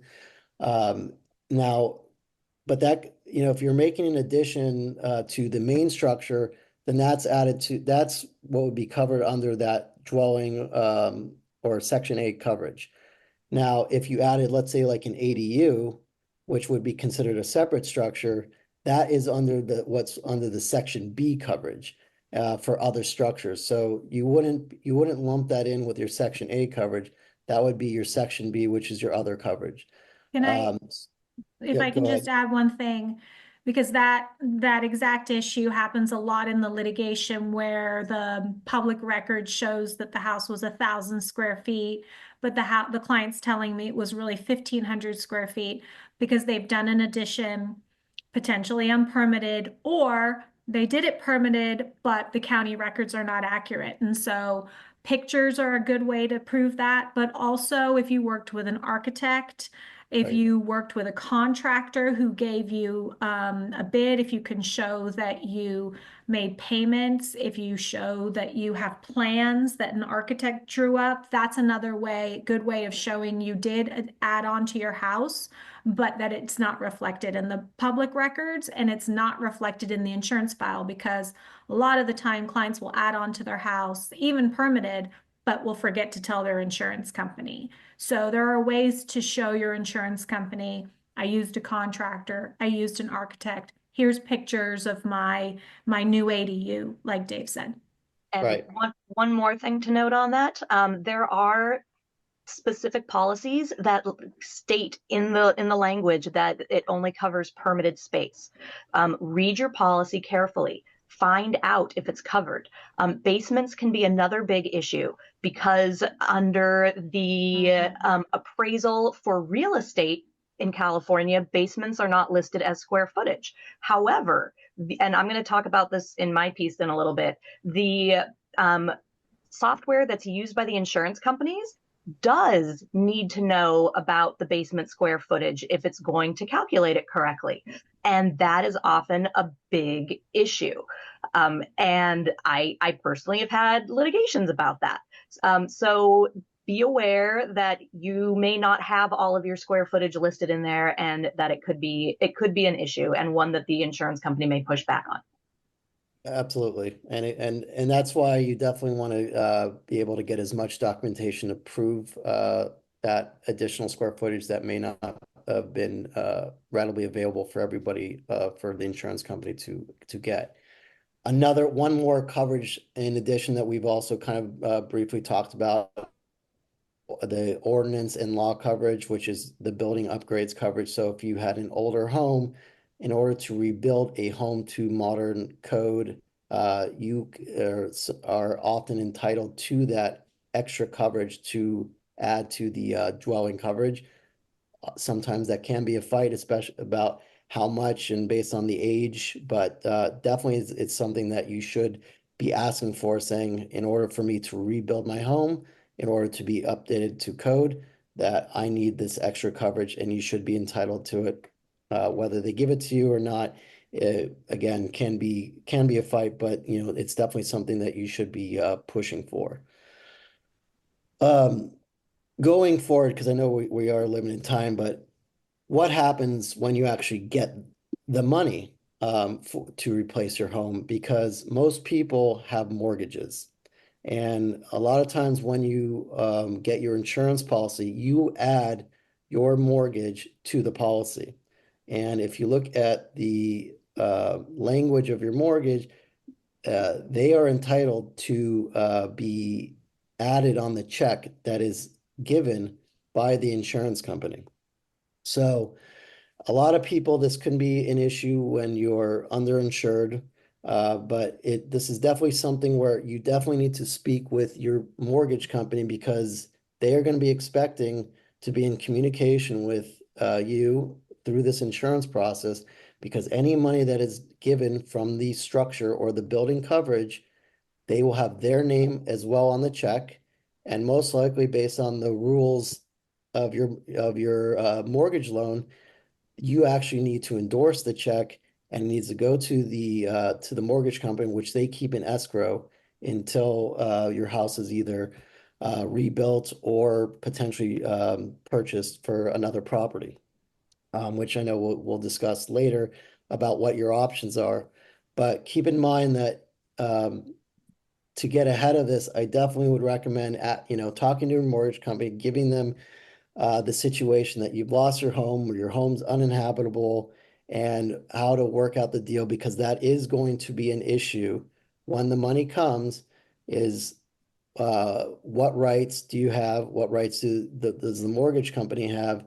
And it will determine whether you decide to rebuild your home, whether you decide to purchase a new property. And the mortgage company will have a say, and it'll be a big determining factor of what your decisions are. So just keep that in the back of your mind that you will be dealing with that if you do have a mortgage on your home. So under California law, though, one thing is that you do have an option of either rebuilding your home or taking the money to buy another home. So again, whether you have a mortgage or not will determine your decision, but you do not have to use the money that you get from your structure coverage to build on that actual property. And I know that a lot of people are wondering, well, how can I rebuild in a place that may take months or even years, to become a vibrant town again? And so you do have that option, assuming that there's no issues with the mortgage company that's saying, hey, I can't rebuild here. It's going to take years. I don't know if I have enough money to, rent for, the foreseeable future. Therefore, I need to take the money, and you're allowed to use that money to purchase another home or another structure, whether it's a commercial property as well. And then just going further, I think a lot of people have the fear is what's going to happen to my insurance policy when I make these large claims. You should know that Ricardo Lara put a moratorium on any cancellations from an insurance company until January 7th of next year. So no matter what, you will have continued coverage with your insurance company over the next year, because most people's policies will probably renew sometime between the time of the event and January 7th. So they cannot cancel you. And one thing further is that because this is a state of emergency wildfire, it is against the law that even once this moratorium is lifted, they cannot use the loss of a wildfire as the sole reason to cancel you going forward. So they can make other decisions in order to non-renew you or cancel you in the future, but it cannot be for making a claim here. So if, again, we've talked about this on the panel earlier, if you can make a claim, make it. Do not fear about your insurance going forward, because for this exact situation, they cannot penalize you. Having said that, the future of California and homeowners insurance is obviously going to be in flux, so that's a totally other subject. But for now, do not be fearful of putting. So David, a couple questions on the mortgage. So if the insurance only covers the building, say $300,000, but the mortgage also includes the land, say $700,000, does the lender then take the whole coverage A? Basically. So the lender will make a determination of how much is structure versus how much is the land. So So the answer is no, they can't take it because the land is worth X dollars. They will do it based on the value of the building. But, you know, again, that goes to whether the building was adequately insured or not. Okay. And I know it's obviously well past 1:30. This is just such invaluable Sorry. information, and we Used up still all the have time. thousands of people still on this. So this is very important. We want to keep going to get as many questions answered and help as we can. So we're going to keep rolling. Hey, Dan, can I add one thing just from litigation perspective? Purchase money mortgages in California are non-recourse as well. So if you have your purchase money mortgage in place, that doesn't necessarily pertain to the insurance, but that's something for people to keep in mind. Like, oh my God, I've got a $3 million mortgage on this property and I'm going to get X amount for my structure damage on my policy, but am I going to get foreclosed on or whatever? That's a kind of separate issue from this. That's So what something is people I guess what is a purchase? What is a purchase money mortgage? That means when you get your mortgage to purchase the property as opposed to refinancing it down the road. It's your Okay, primary and then non-recourse. meaning they can't go after the borrower for a deficiency if somehow they foreclosed. I'm not suggesting that's going to happen. I don't know.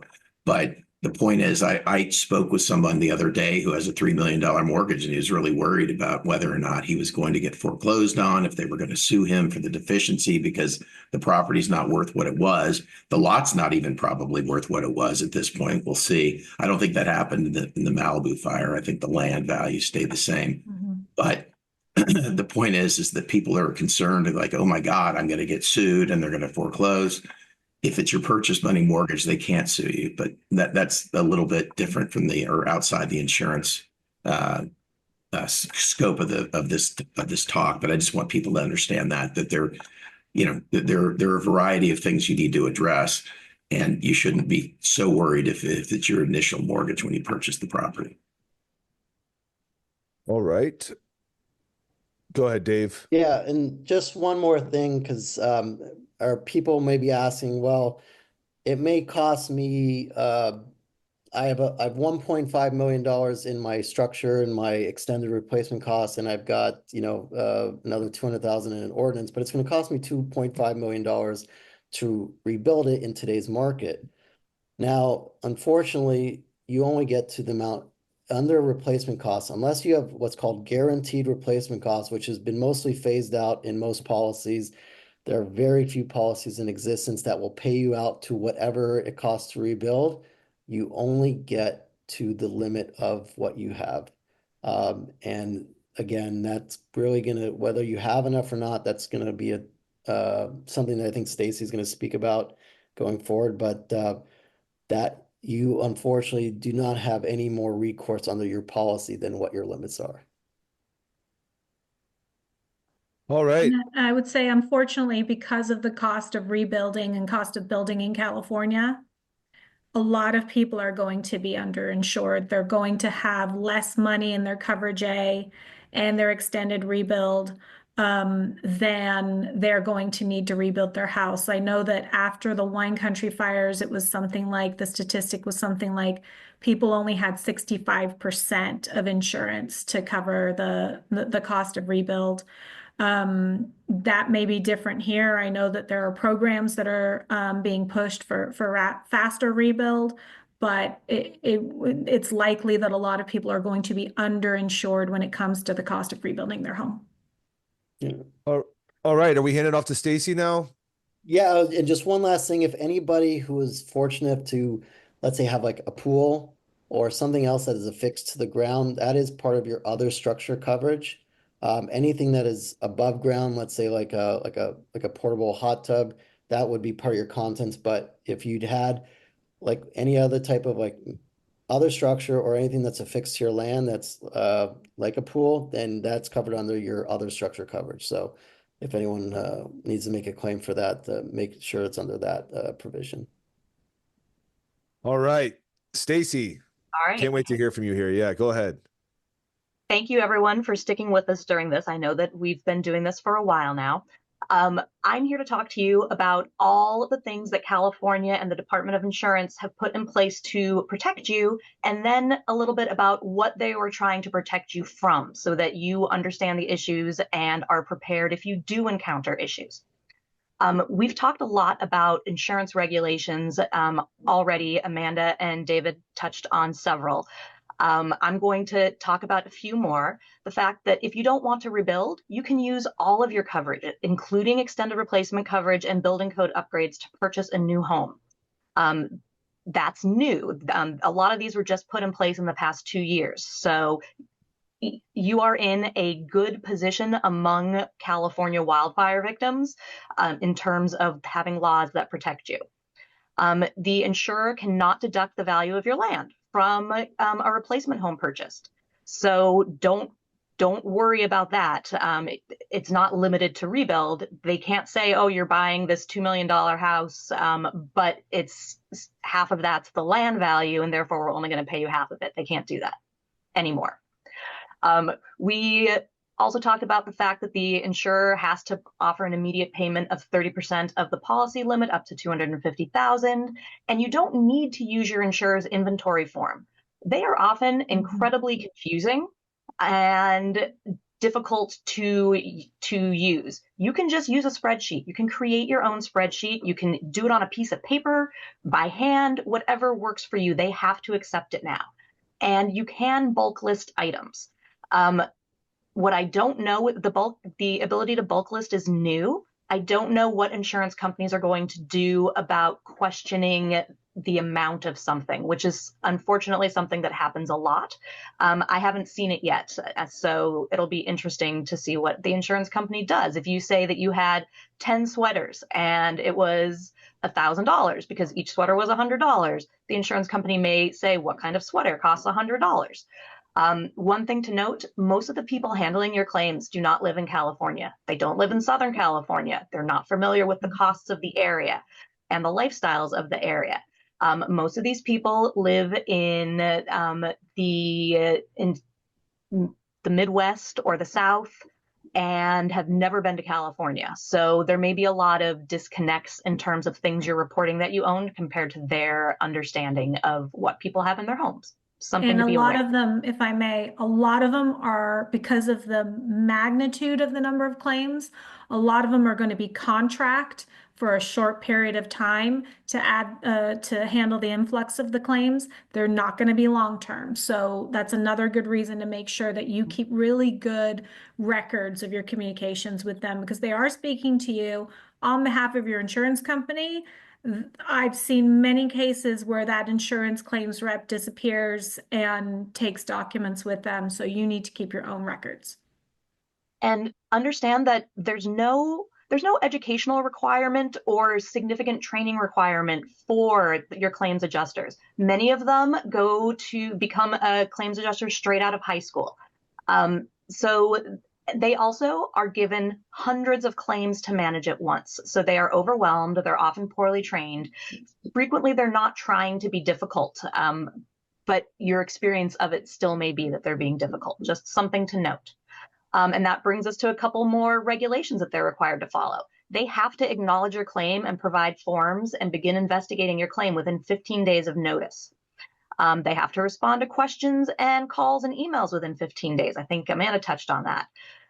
You are allowed at any time to request a copy of your claim file, all claims-related documents. The insurance company is not going to want to give this to you. They are going to push back very hard because they don't want you looking at their internal notes. But under California Insurance Code 2071, you can request a copy of all those documents for review. You can also get a copy of your policy, which seems obvious, but you may also have a difficult time getting anything more than your declarations page. It can be very difficult to get a copy of the full policy. If your insurer assigns you to 3 or more claims handlers in a 6-month period, they have to provide you a written status report summarizing what's happened to date and give you one ongoing person as a point of contact with a direct means of communication that will stick with you throughout the remainder of the claims process. That had been a big problem in prior years, and this is a new regulation. So they can't keep switching you every 3 months. Sorry, On that note, we got some questions about that. Someone said we don't have a claims rep and we filed the day it burned down last Wednesday. How long do they have to assign us? How much time do they have to Supposed to have 15 days. Now, whether or assign not somebody? That's just to to assign somebody? Well, to assign, part of assigning somebody is providing the claim forms and beginning the investigation. You necessarily have to assign someone to the claim to begin the investigation. So yes, I would say they have to do it within 15 days.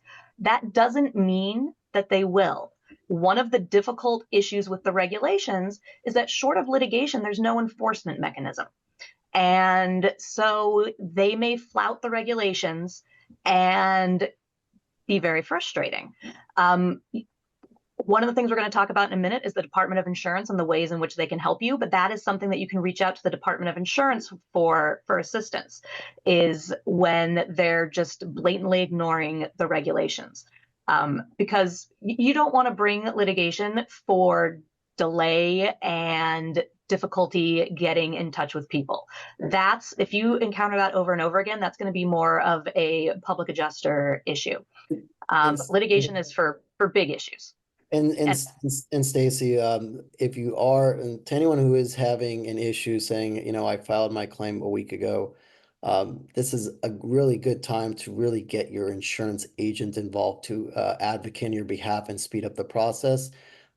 Either he or she is a captive agent who works with the company. They know that all the adjusters very well, and they have direct access to, you know, speaking with them, and they can assist you. Or in the alternative, a broker or agent who has a large amount of business can make calls to managers of insurance companies, and they usually have a lot of clout to help speed up the process. So this would be a good time, if you haven't spoken to anybody yet, saying, I've filed my claim, I haven't talked to anyone, talk to your insurance agent or broker that helped you put the policy in place. Absolutely right. Your insurer is supposed to accept or reject your claim within 40 days of receiving proof of claim. Unfortunately, they have a large back door to that because they're allowed under the regulations to request more time to review, but they have to put it in writing and say what else they need and say when they think they'll be done. So if you get a series of letters stating that they need more time and they're still reviewing, that's them complying with the regulations. No matter what the time limit in your policy is, the time limit in your policy probably says you have X amount of months to rebuild or repair. In a state of emergency, you have 36 months to rebuild from the date the first payment is made to you, not from the date you lost your house, from the date the first payment is made. I realize that sounds like a ridiculously long amount of time, and why would you ever need that? Most people are not even going to be able to talk to a contractor for at least a year, simply because the contractors are going to be overwhelmed. And it can take a very long time to rebuild. What I've seen with clients is anywhere from 3 to 6 years. And so you should be aware of this. If it takes longer than 36 months to rebuild from the date of the first payment, additional 6-month extensions can be provided for good cause, but you have to demonstrate to the insurance company what good cause means. You also have 36 months to use your additional living expenses, regardless of what it says in your policy, because it's a state of emergency. And if you've been restricted access to your property by a civil authority, if you were evacuated, your insurer must pay you up to 2 weeks of additional living expenses without dispute. If you and your insurer disagree as to the cost of repairs, typically either side is allowed to require appraisal, which is a long internal process. In a government declared disaster, they cannot compel it. So if you disagree, they can't force you to go through the appraisal process if you don't want to, about the amount it will cost to rebuild. Your insurer cannot cancel your insurance while your home's being rebuilt, cannot charge you on renewal for the cost of your non-existent home.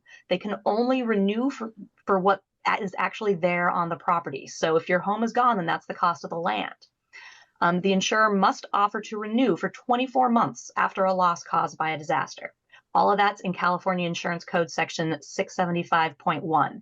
And all of these are listed in the materials that were given to you. So you can look them up and include them in letters to your insurance company and let your insurance company know what you're talking about.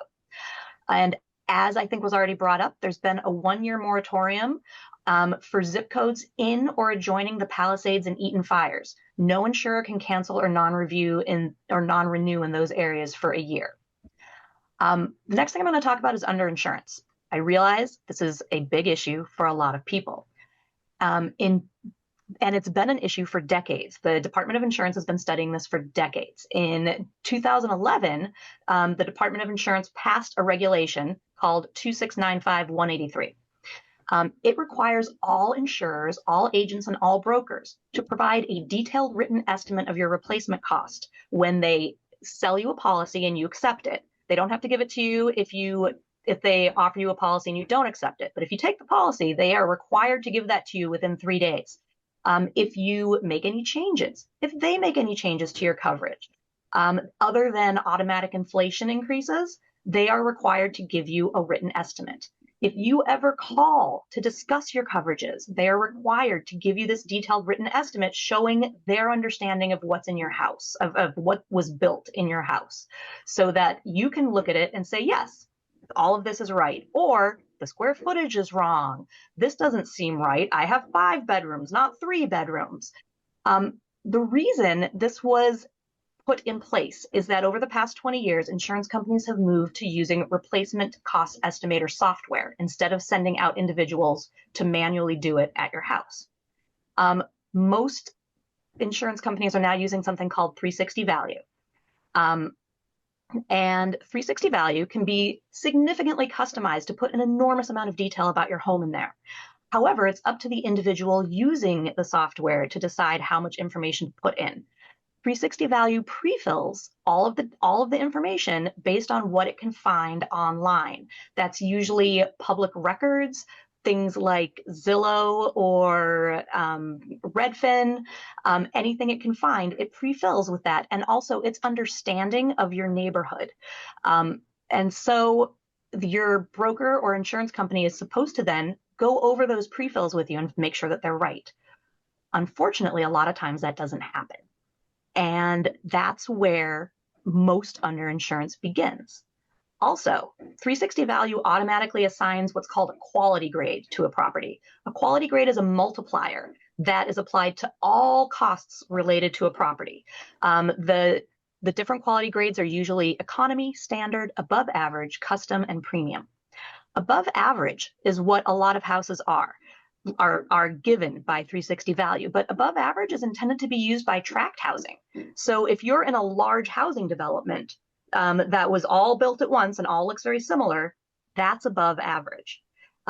If you are living in a home that was designed individually by an architect and built individually, that's automatically supposed to be at least custom, and premium is higher end custom homes.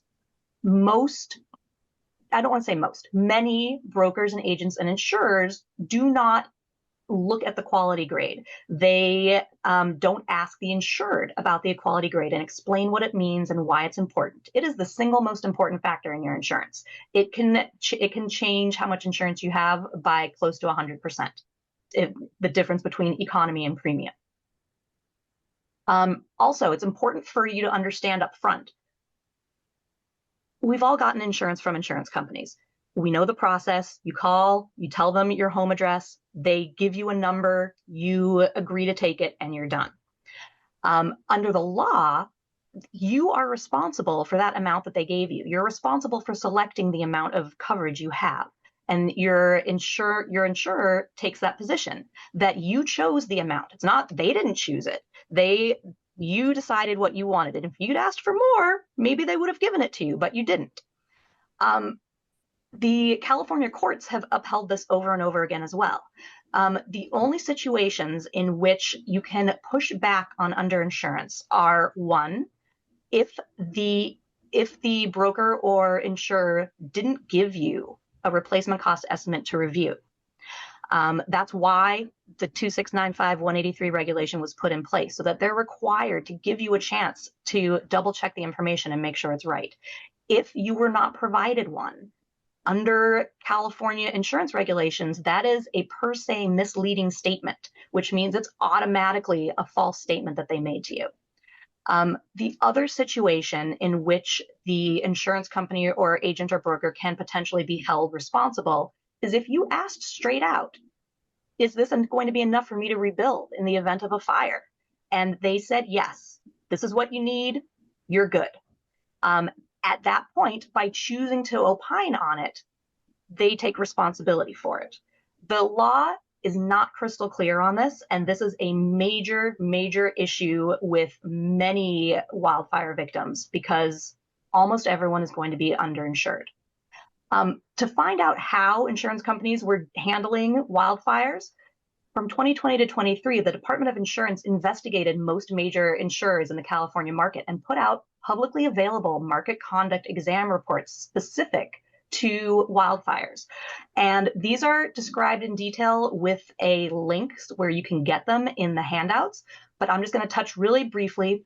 Allstate was required to pay $7.5 million in additional claim payments by the Department of Insurance after they reviewed a handful of claims because Allstate wasn't providing replacement cost estimates to insureds, which kept them from identifying errors.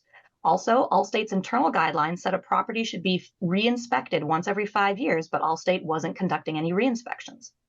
CSAA was forced to refund $65,000 in premiums and pay over $40 million in additional claims payments. It relied on the pre-filled data without ever checking it with the insured. It didn't have training materials for its agents on how to use 360 value. It issued separate endorsements for specific outbuildings to insureds, where the insured would select the amount. Let's say you have a detached garage with an ADU, and you got your insurance in 1990, and in 1990 you said, yeah, I think I need $100,000 to replace that. Well, CSAA took that $100,000 and never increased it and never asked you about it again. And so if your house burned down today, they take the position that you chose that in 1990, and that's what you have. CSAA also stated that it offered code upgrade coverage of 25%, but it failed to inform its insureds that it wasn't a separate amount. It was a sublimit of coverage A. And so they thought they had an additional 25% to rebuild when in fact they did not. Also, code upgrade is really important if you have an older home because older homes were not built anywhere close to code. And as we've already mentioned in this presentation, the insurance company is only required to put back what you had. And so if what you had was not up to code, unless you have code upgrade coverage, they're not required to cover it. And that's important to understand, and that's why it matters. Now, in the market conduct report, CSA was allowed to respond, and CSA promised the DOI that as of June 2020, it would provide all of its insureds with the key replacement estimated data points, including quality grade and an explanation with every renewal, and that would include the average construction cost for their geographic area per square foot. If you did not get that and you have CSAA coverage, that would be a talking point for you. They looked at Fair Plan too. Now, Fair Plan, you're not going to have much success arguing under insurance with Fair Plan because they have a hard $3 million cap for all of their coverage combined. So all of your coverage together is never going to add up to more than $3 million. Because of this, most Fair Plan insureds in Southern California will find themselves underinsured. What the DOI focused on, the DOI is the Department of Insurance, by the way. The DOI focused on Fair Plan's handling of smoke damage claims. Houses that don't burn to the ground often have an enormous amount of smoke damage. And Fair Plan takes the position that unless you can demonstrate actual physical damage, that it isn't covered at all. And that remains an open issue with Fair Plan. In their response to the Department of Insurance, Fair Plan said, we disagree. We're not changing our position. And the Department of Insurance threatened regulatory action, which I don't know what has happened since then. So I don't know what that is. Fair Plan was also notorious for failing to meet all required time limits, which probably isn't surprising many people. Nationwide and Allied are owned by the same company.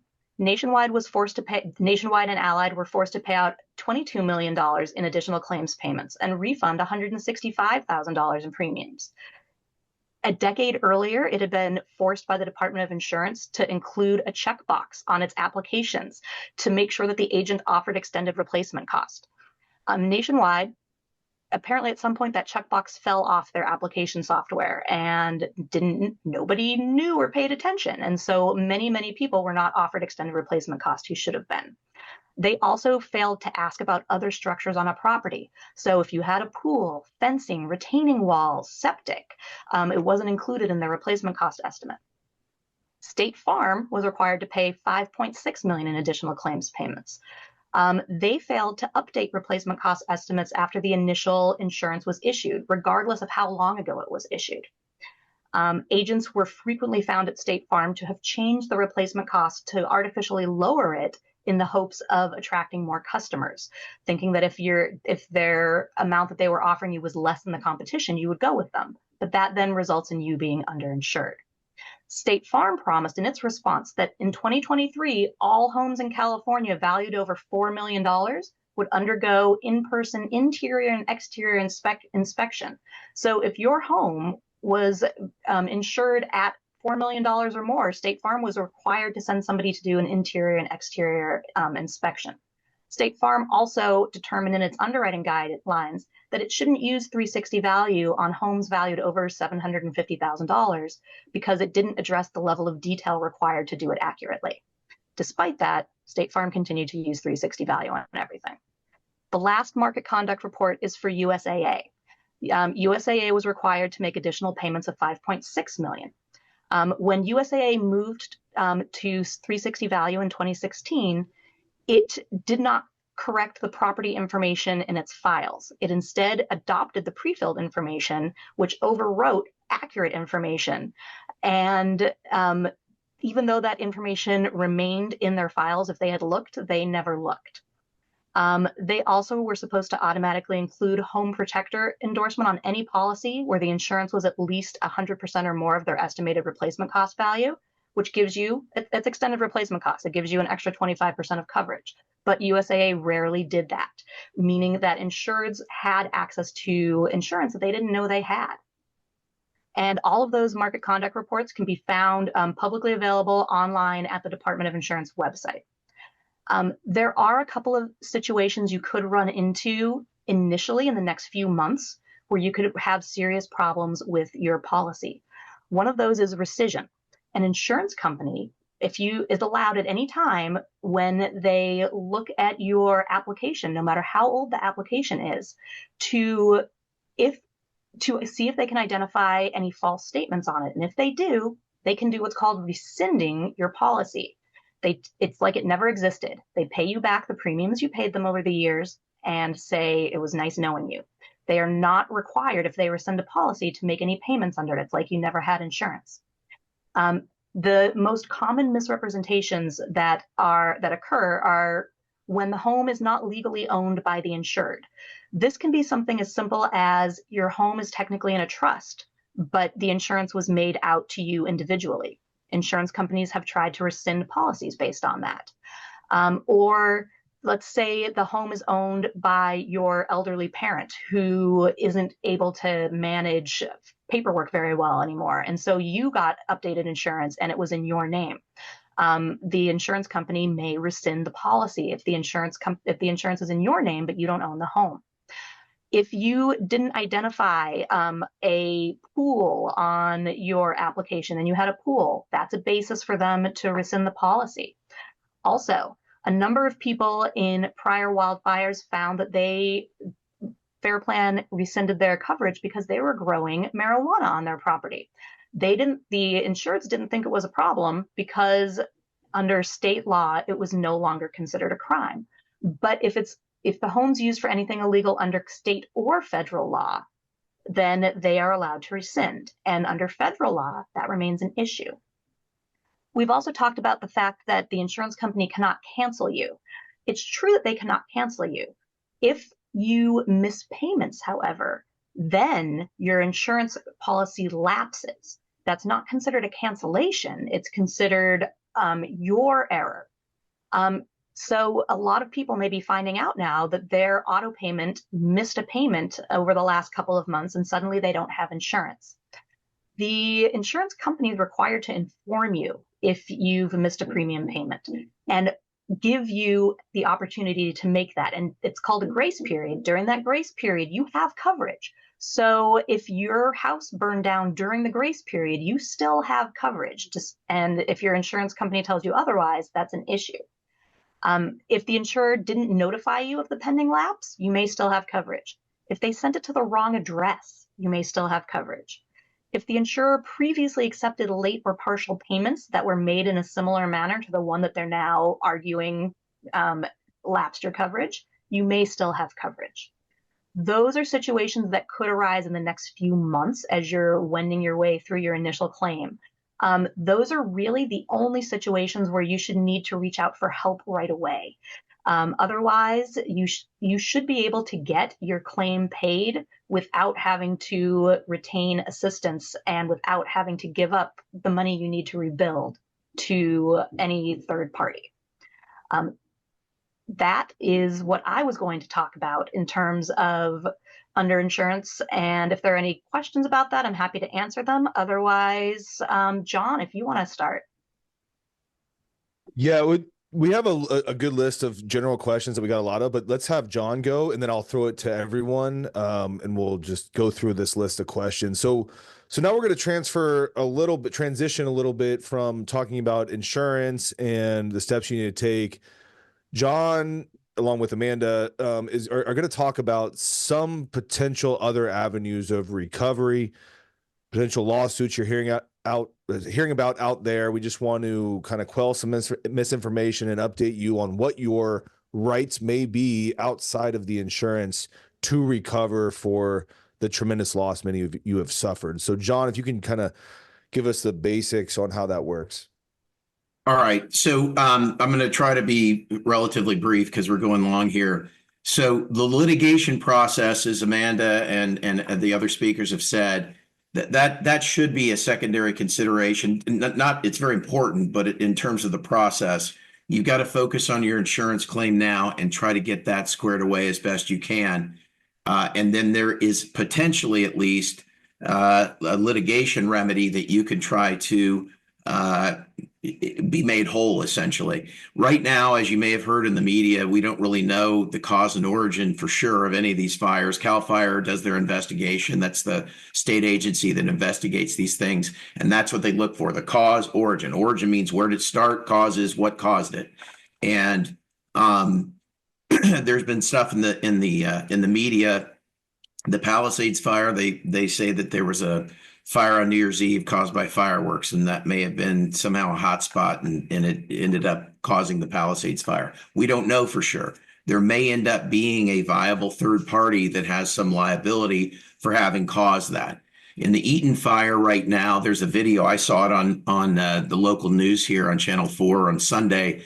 There was a couple that lives in Altadena, and they have a video of a fire right under a electrical transmission line at 6:35 p.m. last Tuesday. And that's been the basis, I believe, of several complaints that have already been filed in the Eaton fire. And I think the other fires are still being investigated. I'm not really sure if they have any ideas about the cause and origin of those. But so that makes my presentation kind of hypothetical. But if for example, and the defendant that's been sued in the Eaton fire to date is Southern California Edison. They were the defendant in the Woolsey fire that Dan and I litigated pretty hard on one case, and I worked on about 18 of them. It's what's called an investor-owned utility. So it's a publicly traded corporation, but it's not a governmental entity like the Los Angeles Department of Water and Power, for example. So the reason that's important is there are different considerations when you sue a different kind of defendant. Even though the Edison is not a public entity, it is considered a utility that serves the public, and it can be sued on what's called inverse condemnation, which is the gravamen of the case. That's a word lawyers use to say that's the essence of your cause of action, is that you have what's called an inverse condemnation case. That's a constitutional claim provided for under the California state constitution. And the reason that's important is because you need to, that's the best claim that you can assert against a utility or a public entity. If there turns out to be some public entity right now, I don't know that that's the case. But the inverse condemnation claim is important because, and actually to kind of get back to the point, litigation serves to try to make up your shortfall. You do your claim in your insurance. In Woolsey, we did not, the clients that hired us, every single one of them was underinsured. Their insurance wasn't going to fully make them whole. And then they, and those people got their policy limits. That was my experience, by the way, was people who experienced a total loss essentially got their policy limits on their policy. And it takes a lot more time than usually to rebuild. It takes a long time, unfortunately. And almost everybody had exceeded their alternative living expense payouts on their insurance policy. So that's what we do. You hire a lawyer to say, okay, we need to sue the responsible party. And the general law in California is, even if you get paid by your insurance company 100% of the policy limit, you can still sue the responsible party who injured you for 100% of your loss. There's a legal principle called the collateral source rule that says it's an evidentiary rule and it's a substantive rule, which means evidence of insurance, it's not admissible into evidence at trial. Doesn't matter. The person that injured you doesn't get to benefit from the fact that you were responsible and you got an insurance policy and you paid premiums on that policy. They shouldn't be able to benefit. Now, there's one caveat to that is the insurance carriers have what's called a subrogation right on every policy I've ever seen. And what that word means, what subrogation means, is there's two things that can happen. The insurance carrier can actually file its own complaint against the party that injured you. And that's called a subrogation action. Subrogation means that the insurance company stands in the shoes of the injured party, they're insured, and they sue the responsible party. They can do that. That happened in the Woolsey case, for example. All the insurance companies banded together, they hired a firm, and they filed their complaint for what's called subrogation to try to recover all the money that they paid out to their insureds as a result of the fire in Woolsey. They did the same thing in the Thomas fire. And that, by the way, that's the reason I'm going to reference those is that the immediately preceding wildfire litigation in Los Angeles County was the Thomas fire, which was up in Northwest LA County and Ventura County, which unfortunately led to those horrible mudslides in Montecito where 20 or 30 people were killed. That was in 2017. Believe it or not, the Thomas fire is still being litigated.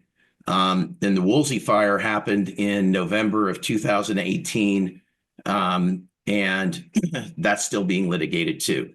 The reason that that's important is, number one, there was a subrogation action filed by the insurance carriers. So when you file your complaint in both those cases, that's probably what's going to happen here. If it turns out that Edison is really going to be sued by people, at least in Eaton right now, they are, and there may be other defendants, or Edison may even be a defendant in the other fires.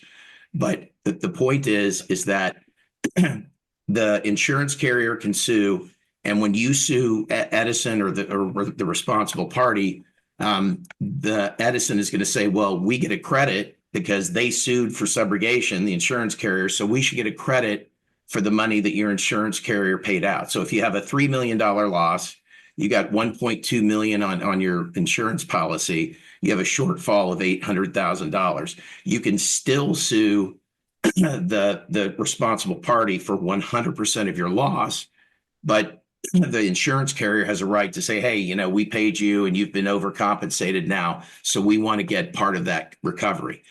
So John, just so I can kind of just summarize everything real quick, and Amanda, feel free to jump in, but just from the start, hypothetically, if a public utility or public entity is responsible for this, these individuals who lost their homes, personal property, even their personal injury, God forbid, a wrongful death, as tragic as that is, they may have a viable claim against SoCal Edison or whatever the entity is, the defendant may be. They can sue them under this inverse condemnation, and then they are entitled to, what are the options of damages? I know we've talked a lot about here loss of use when you deal with the insurance. You talk about, are they responsible to rebuild your home, to give you what is the value of the home the day before the fire, interest, all those things. What are the items of damages that the people on here may be entitled to if it is true that SoCal Edison is responsible for the damages and the losses?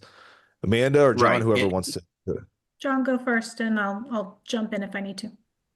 In the Woolsey fire, as an example, there were a couple deaths, so there's a potential there's obviously a wrongful death claim on those cases. There were emotional distress claims. There was obviously all the property that you lost, the real property and personal property. You also can recover for loss of use of your property from the date of the incident, the date that it was destroyed, to the date that it's actually restored and you can move back in.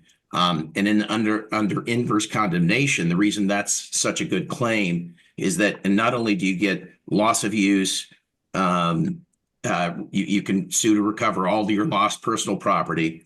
You can obtain damages for prejudgment interest, your attorney's fees.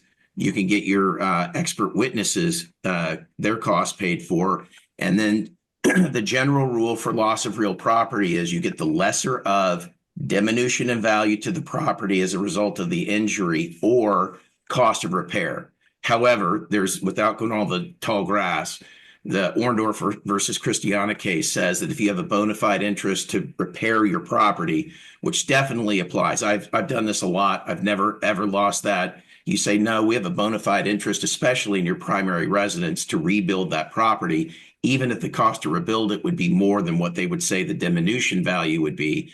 You can get cost of repair. So what that means, and by the way, all right, let's break that down a little bit. Let's break that down a little bit. So hypothetically, you have $1 million home.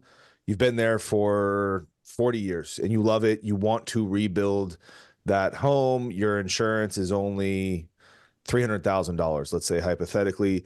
Then you would sue and you would say, well, we're asking for the full cost it will cost to repair it in today's dollars. So it's not how much you paid for it back in 1960, $50,000, who knows.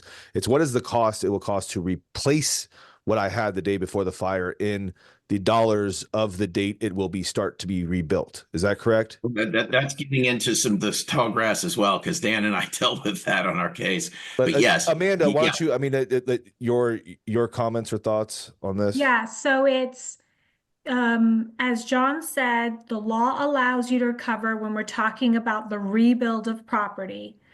The law allows you to recover the cost of rebuild or the diminished value of the property, whichever is less, unless you have a genuine desire to rebuild the property. At that point, you can get the higher cost of rebuild, but that higher cost of rebuild needs to be reasonable in light of the pre-fire value and the value of the property after you rebuild it. So I did cases in the Butte Fire, which is in Calaveras County. They have huge forested properties with very small houses. I had a client whose property was worth $800,000 before the fire. It would have cost tens of millions of dollars to restore that property because they had barns, they had large trees, all of that. No court is going to give you tens of millions of dollars to restore a property that before the fire was only worth $800,000. So there is going to be, you can get more than it was worth, but there is going to be a cap on that, a reasonableness cap. There's cases that have, gone up. There's no hard line. Let me just say that there's no hard line, but there is a cap there. You want to talk more about real property or? Well, what I was going to say is look, that's why it's a good idea to hire somebody with experience in inverse condemnation and wildfires. There's a case in California where there was a road built by someone that without the permission of the property owner, and they chopped down a bunch of trees, and it actually increased the value of the property after the road was built. But the owner said, no, it was my home and I want those trees. It was a beautiful forest, and he successfully sued, even though the value went up. But the point is, you have a right to sue the responsible party for a 100% of your loss. And with some hypothetical considerations, there will be a claim by Edison, most in the Eaton fire, if they're the defendant or whoever the defendant may be, that they should be getting a credit for the money that you received from your carrier. But the collateral source rule says that's not absolute. And then again, when they filed the lawsuit, like they did in Woolsey and Thomas, that was kind of the protocol, and that's the way that they did it. And if I can say a couple other things real quick, and then we can answer questions. One of the things that Dan and I have heard of people, and I've spoken to two people, both of whom have told me that this has happened in Altadena, that they've got law firms saying, oh, you've got to file right now, or else you're going to be back in the end of the line, and the Edison may declare bankruptcy and all this stuff. That shows you that lawyer doesn't know what preferences are in a bankruptcy filing, and that's not how these cases work. The last two cases in LA County Superior Court, which, using history as a guide, when there's a large number of these plaintiffs, they do what's called coordination. They coordinate the cases. So every plaintiff that files their complaint will be assigned to the same judge in the same courtroom. And then that coordinated case, they will organize the leadership of that so that they can organize how discovery is done, et cetera. But given the fact that they're coordinated, subject to statutes of limitations, you're under no rush to file your case, because it's not going to matter the date of filing. They're going to coordinate everything. They're going to start to litigate the case. Woolsey was interrupted by the COVID lockdown stuff, but the point is that they were starting to do what's called bellwether cases, where they literally picked them out of the hat and started the process of the defendants and the plaintiffs choosing what case they actually wanted to go forward, none of which did. But the point is, none of that had anything to do with the date you file your complaint. Mm-hmm. You have So good. yeah, sorry. Yeah, so we could obviously go down. There's a lot to talk about in this. This is a very nuanced area of the law, and that's why when you're talking to these attorneys or people, especially in this Eaton fire, that could, because there's potential claim, just make sure whoever you're talking to, ask them these questions and make sure they know inverse condemnation. I mean, we have two great experts here, but there's many other great ones out there. But there's a lot who I've seen out there who are claiming to be experts, but they've never handled a wildfire case. As Amanda knows, who's handled a lot, John knows that they're very nuanced, and it's a very nuanced area of the law that you just want to make sure that you're in good hands and don't rush into something because people are trying to scare you into it. Right now, the most important thing, as we've discussed, get your insurance claims. That's why we really want to spend a lot of time on that. Like Stacy, Dave, Amanda, everyone's been talking about. We just, on this litigation, this is not to scare you or have you rush into it. We just want you to be aware in the back of your mind, you may have other avenues there, because what you're going through is terrible. And unfortunately, insurance is obviously much less than what you need. We just want to comment on it so you know your rights. There'll be probably another webinar on it and all that. And there's a lot of areas we can discuss, but just any final words on that, Amanda or John, before I want to get back to the questions on insurance. Any final words on any potential utility litigation? Amanda, any final words? Then I'll go to John. Just to say, you had asked what someone can recover in a litigation that isn't covered by insurance. In addition to the uninsured portion of the underinsured property losses, John touched on the fact that if you've lost a loved one in the fire, you can make a claim for wrongful death, which is the loss of relationship, support, and compassion that you had with that person. The other thing that you will have, that all of the people who evacuated, people who lost their homes will have sustained, that's not going to be covered by insurance, is emotional distress claims. And there are two of those. Just generally, one kind of is related to the trauma from evacuating from your property during the time of the fire, which is an incredibly traumatic situation. The other is it's a claim called nuisance, which I find to be a kind of a, silly term because it sounds so trivial. But nuisance is the mental anguish for the loss of use and enjoyment of your home and the displacement. The emotional feeling that you have of I lost my home, I'm not in my home, I've lost my belongings. That is something that I'm sure a lot of people are already experiencing. That is a claim that you can get financial compensation for if there is a defendant, a viable person, company on the other end of a lawsuit. So there are some underinsured claims, and then there are claims which aren't even covered by insurance because insurance doesn't cover your emotional distress. Yeah, that's a good point. That's what I was going to say. In addition to inverse condemnation, there are several tort claims that are usually part of these cases, which are nuisance and trespass. There's even a potential statutory claim in these wildfires.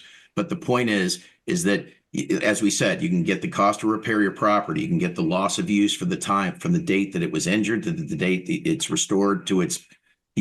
By the way, you have a right to recover what you had on the day of the fire is what you have. You don't have to build in the litigation context. You don't even have to rebuild anything. You just have a right to recover for what you lost. But those tort claims are important because the nuisance claim is absolutely. I know in the Woolsey fire that was part of almost every claim, and it was actually people were able to recover a fairly substantial amount of money and that's completely outside the context of insurance. And then also just the distress that you're fleeing from a fire, that emotional distress and the fear, it's horrible.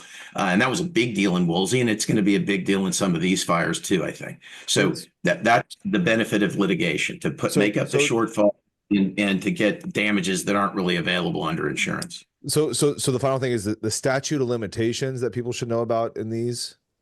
Yeah, if it's a little complicated, but I'll try to be very brief. If it's an investor-owned utility like Edison, which is a private, even though it's a publicly traded corporation, it's not a public entity like a governmental entity like DWP. You have 3 years. That's the statute of limitation for injury to property. You have 3 years. I think wrongful death may be 1 year, but it's 2. Okay. It's 2. It's gone up. Yeah, 2. Anyway, it's 2 years. So just to be clear, because on the personal injury side, you have 2 years from the date of the incident to file your lawsuit. 2 years from the date of the incident until to file your lawsuit. That's the statute of limitations there. And then what if it's a governmental entity? Okay, that's different because again, against Edison and the Eaton fire, since they're the defendant, and it seems like again DWP doesn't serve Altadena. So if in fact it's an electrical, that's the cause. You've got 3 years to file your claim. And as I said, the way this is going to play out, if it does become a big case, it's coordinated. The date you file is not going to matter how you resolve. If you just file an inverse condemnation claim, that's outside. The government code says that's outside the government claim process. You have 3 years to file your claim. If it is a governmental entity, then you have to file what's called a government claim within 6 months of the incident. If then the government has 45 days to respond. If they don't respond, then you have 2 years from the date of the incident to file your claim. If they do respond and deny, I believe that's also You have 6 months. You have 6 months from that date of the denial to file your lawsuit. Yeah. So the time frame, it's 3 years for property damage. It's 2 years for personal injury, and emotional distress is included in personal injury. So just be clear, it's only 3 years for property damage, but there are some sooner time limits. Right. Yeah. But here's the bottom line. We're not suggesting you wait a long time to do this. We're just saying that if somebody is pressuring you, sign it now. They're to declare bankruptcy, and somehow there's some advantage to filing today as opposed to 60 days from now. That's not true. You should obviously, this is going to be the first thing on your mind, obviously, is dealing with this. And you should get a skilled lawyer, I think, in inverse condemnation. That's what I recommend. And you should ask them if they've ever litigated wildfires, because there's a lot of that there's some specificity to that, and the experience of dealing with these coordinated cases, I think, is beneficial. But you have time, and you should take your time to pick the right lawyer. And again, if there is a viable defendant that has the wherewithal to pay this, it's obviously something you want to do, because almost everybody's going to be, that their actual injuries and damages are going to be more than what they're going to receive on their insurance policy. All right. On that, let's go to some of these final questions here. Let's see. What deems and I'll throw this to the whole group, try to do rapid fire here. What deems a property that was damaged but not destroyed uninhabitable? That's going to be a fight with your insurance company, or a discussion, I should say. That will be a discussion with your insurance company. If uninhabitable or any type of similar word is used in your policy, start there, look at the language surrounding it, look to see if it's a defined term. Otherwise, that could be a sticking point if the insurance company says there's no reason you can't live in there and you argue that there is. Smoke damage is a big component of that. A lot of people say they can't breathe, and the insurance company says, sure you can. And these are the situations where people start getting frustrated and may want outside help, but not right. Most people aren't going to encounter this. Most people will get paid out and be done. So under Amanda, California law, under California law, to have your property be habitable, you do have to have electricity, heat, running hot and cold water. So if your utilities are impacted, even if your property is not destroyed, your property is deemed uninhabitable. Smoke damage, if you really get into a fight with your insurance company, there are companies that can do air quality testing to show whether or not the air in your home is toxic and unsafe for humans. And so I'm guessing if LADWP says do not drink the water, that probably makes it uninhabitable, correct? Yeah. Okay. So darn good argument. Yeah. Lots of questions on how much smoke damage causes a total loss. What about soil contamination? It's probably not defined like that, is it? It's not defined. For smoke damage, the insurance company is going to encourage you to have it cleaned. If you have it cleaned and it's still damaged, it smells, it's not working. A lot of things are subtly warped by the heat around the house, even if the house didn't burn down. These are all issues to look at. Again, it's something you're going to have to negotiate individually with your insurance company. Different companies and different adjusters may take different positions. So soil contamination. So what is likely going to happen? And I've seen talk of this with government agencies, but I don't know if they've specifically stated this, is that FEMA, working with the Army Corps of Engineers, working with the Office of Emergency Services for the state of California, will likely come in and scrape the lots where the dwelling was. And that is mainly because when your house burns down, you got batteries in your house, you may have paint in your house, and so those toxins do get into the soil. And so they will come in, Army Corps of Engineers, and scrape those lots so that the hazardous material is removed. If you go back to your property, if you're allowed back to your property before your lot's scraped, please take precautions. Steel boots is a good thing. An N95 mask is a good thing, because think about the things, the electronics that you had in your house. All of that technology is melted and into the ground, but FEMA and the Army Corps of Engineers will likely come in and scrape all of those lots. Insurance companies will generally cover that cost under your debris removal coverage. They did that in the Woolsey fire. They scraped all that. They had the Department of Health or somebody, but in LA County they did it. So they will presumably do it in Eaton and all these places, actually. Yeah. Yeah, they generally do it. They also work closely with like the Department of Environmental Health for the county to ensure people about the air quality and the soil quality, so that people are feeling more comfortable about going back to their lots. Insurers are asking for photos or videos of our property, but we're not allowed back in the neighborhood. Do you just wait until you can, or anything else you can do? Dave, I see you shaking. you have to wait if you weren't able to sneak in. I know a lot of people tried sneaking in, taking pictures and videos. They are providing satellite images now for a lot of the areas, so you can use that. That's pretty it's becoming pretty clear. It's at least for homes that are completely damaged. For ones that obviously are still standing, unfortunately, you're probably not going to get a really good look until you're able to get back in. Unfortunately, until then, your options are limited. At Lots of some point, questions. Or go ahead, sorry, Amanda. at some point, CAL FIRE is going to issue a damage inspection report, their DINS report, which goes address by address and lists properties that are destroyed, more or less than 50% damaged and undamaged. That's probably going to take a while, though. You'll probably have dealt with your insurance before then. But if there are, debates about whether or not you're in the fire zone, that DINS report, CAL FIRE damage inspection report, is going to be helpful. Lots and lots of questions. What if Fair Plan runs out of money? I don't know if anyone here has the answer to that, but I can walk through. I mean, David, do you want to go? I mean, No, go ahead. I'll supplement if we need to. Yeah, there is a process. They have a certain amount of cash on hand. After that, then they have reinsurance through other insurance companies that will cover it. If the reinsurance is used up, because they have a few $1 billion of reinsurance, but there's a good chance that this is going to go beyond that, then all of the insurance companies in California who are required to support the FAIR Plan are going to be asked to kick in. Yeah. That's all we know. That's how it works, and we don't know beyond that. I would imagine that the insurance companies may push back on it. They are required to do it under the agreements they've entered into with the state, but I can't imagine they're going to do so happily.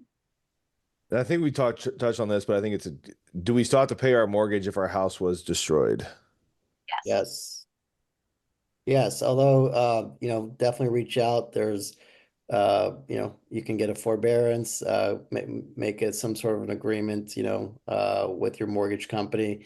If for any reason let's say they credit you and say you don't have to pay the next 4 months, be aware that they will tack that 4 months on to the end of your mortgage. So you're not getting anything for free. You're just maybe getting a temporary reprieve.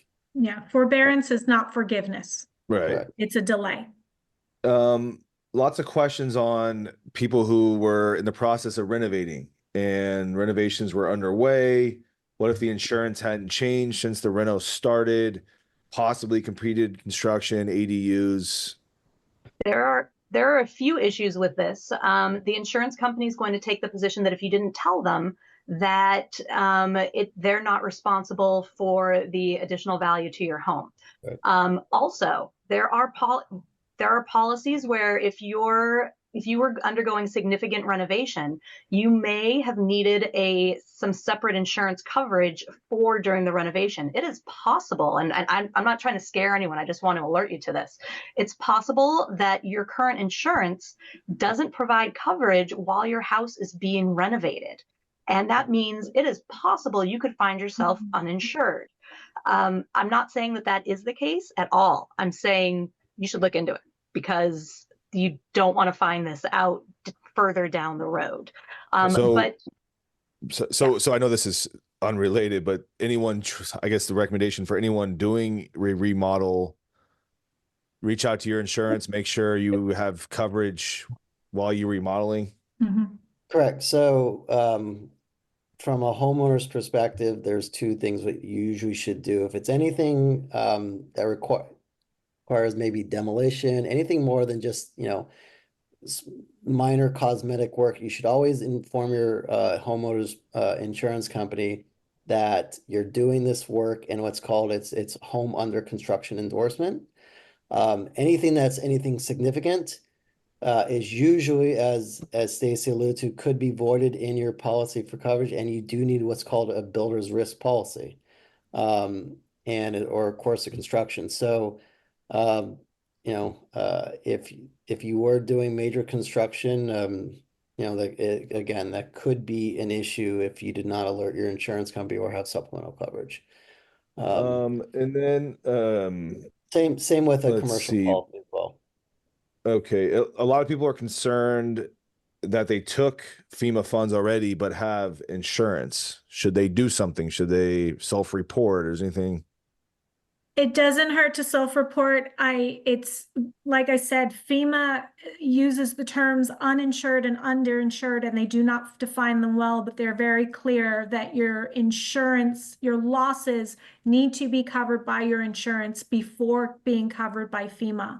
So yes, I would self-report and see if that needs to be resolved and document when and who you talk to. What if you have a very high deductible that you can't afford? Can FEMA cover that? I've not seen them cover that in the past. I don't know if they'll do that this time. That's a question to ask, but I've not seen that in the past. Let's see. This is a question. Can you please let us know if there's anything that HOA homeowners, people living in condos or master plan communities should keep in mind regarding property insurance claims and rebuilding? Those get very tricky because if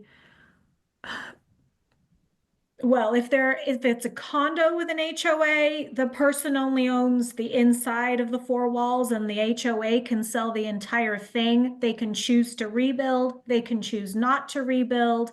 And then you are in a situation where you, as the condo owner, do not have the choice.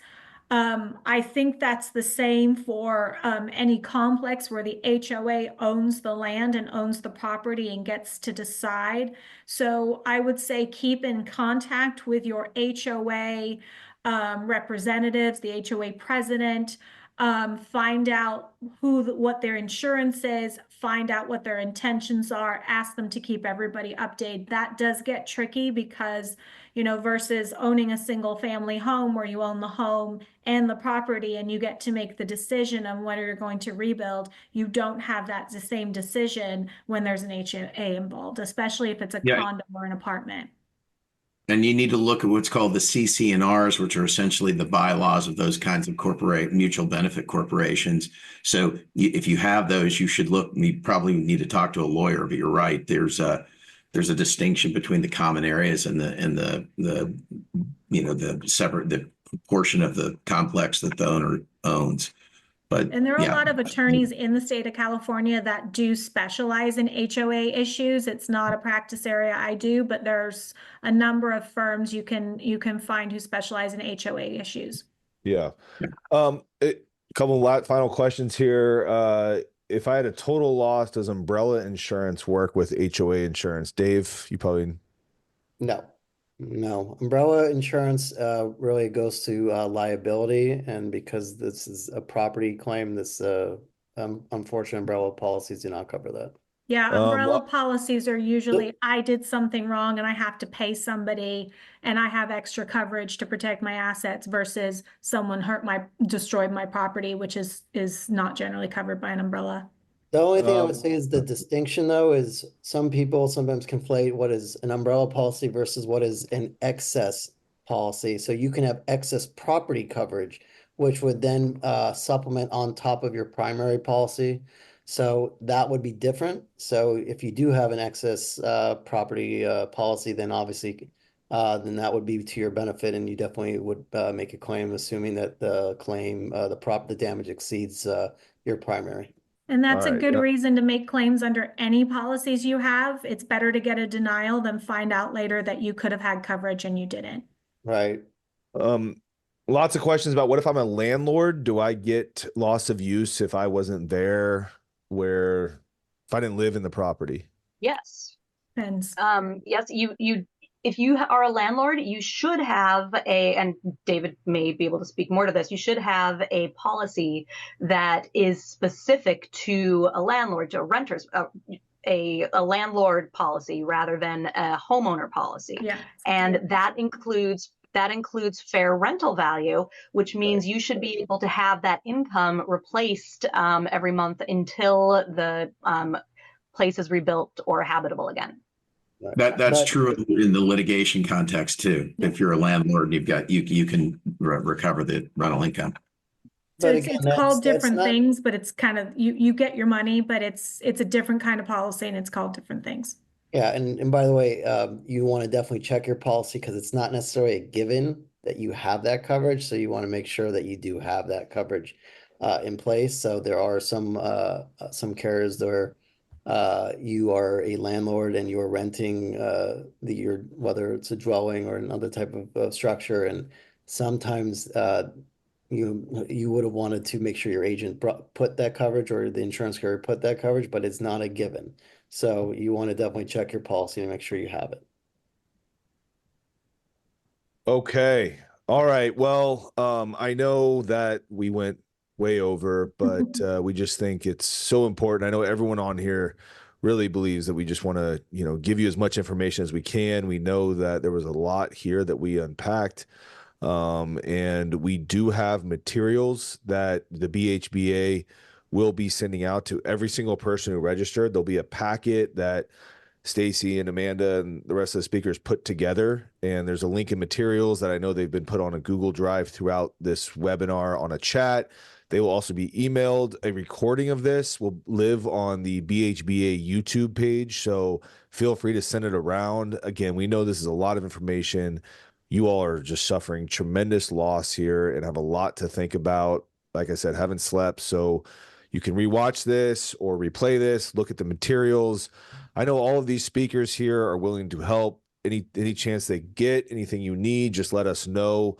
Just to simple questions that I know we didn't get to, we'll be happy to help. And I think, again, the moral of the story is that a lot of this can be done without having to hire somebody to do it. So the money that you need right now, you should be able to get 100% of the insurance that is owed to you without having to hire someone. Only in the situations where it does become the insurance company's not working with you. That's where people like Stacy come in, and there's many great attorneys out there. But we just want to give you the tools to help you get back on track, because from the bottom of our hearts, we truly are so sorry for what everyone is dealing with and want to do whatever we can to help you get on the road to recovery. So thank you for tuning in. Any last comments?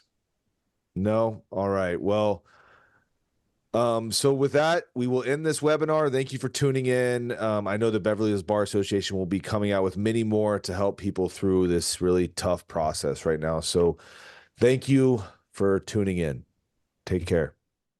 This program and the associated written materials are provided for informational purposes only and are not intended and must not be taken as legal advice on any particular set of facts or circumstances. You should not act or refrain from acting on the basis of any content included in this program without seeking legal or other professional advice on your specific matter. This program contains general information and may not reflect current legal developments or address your specific situation. This program and the associated written materials are not intended as a solicitation.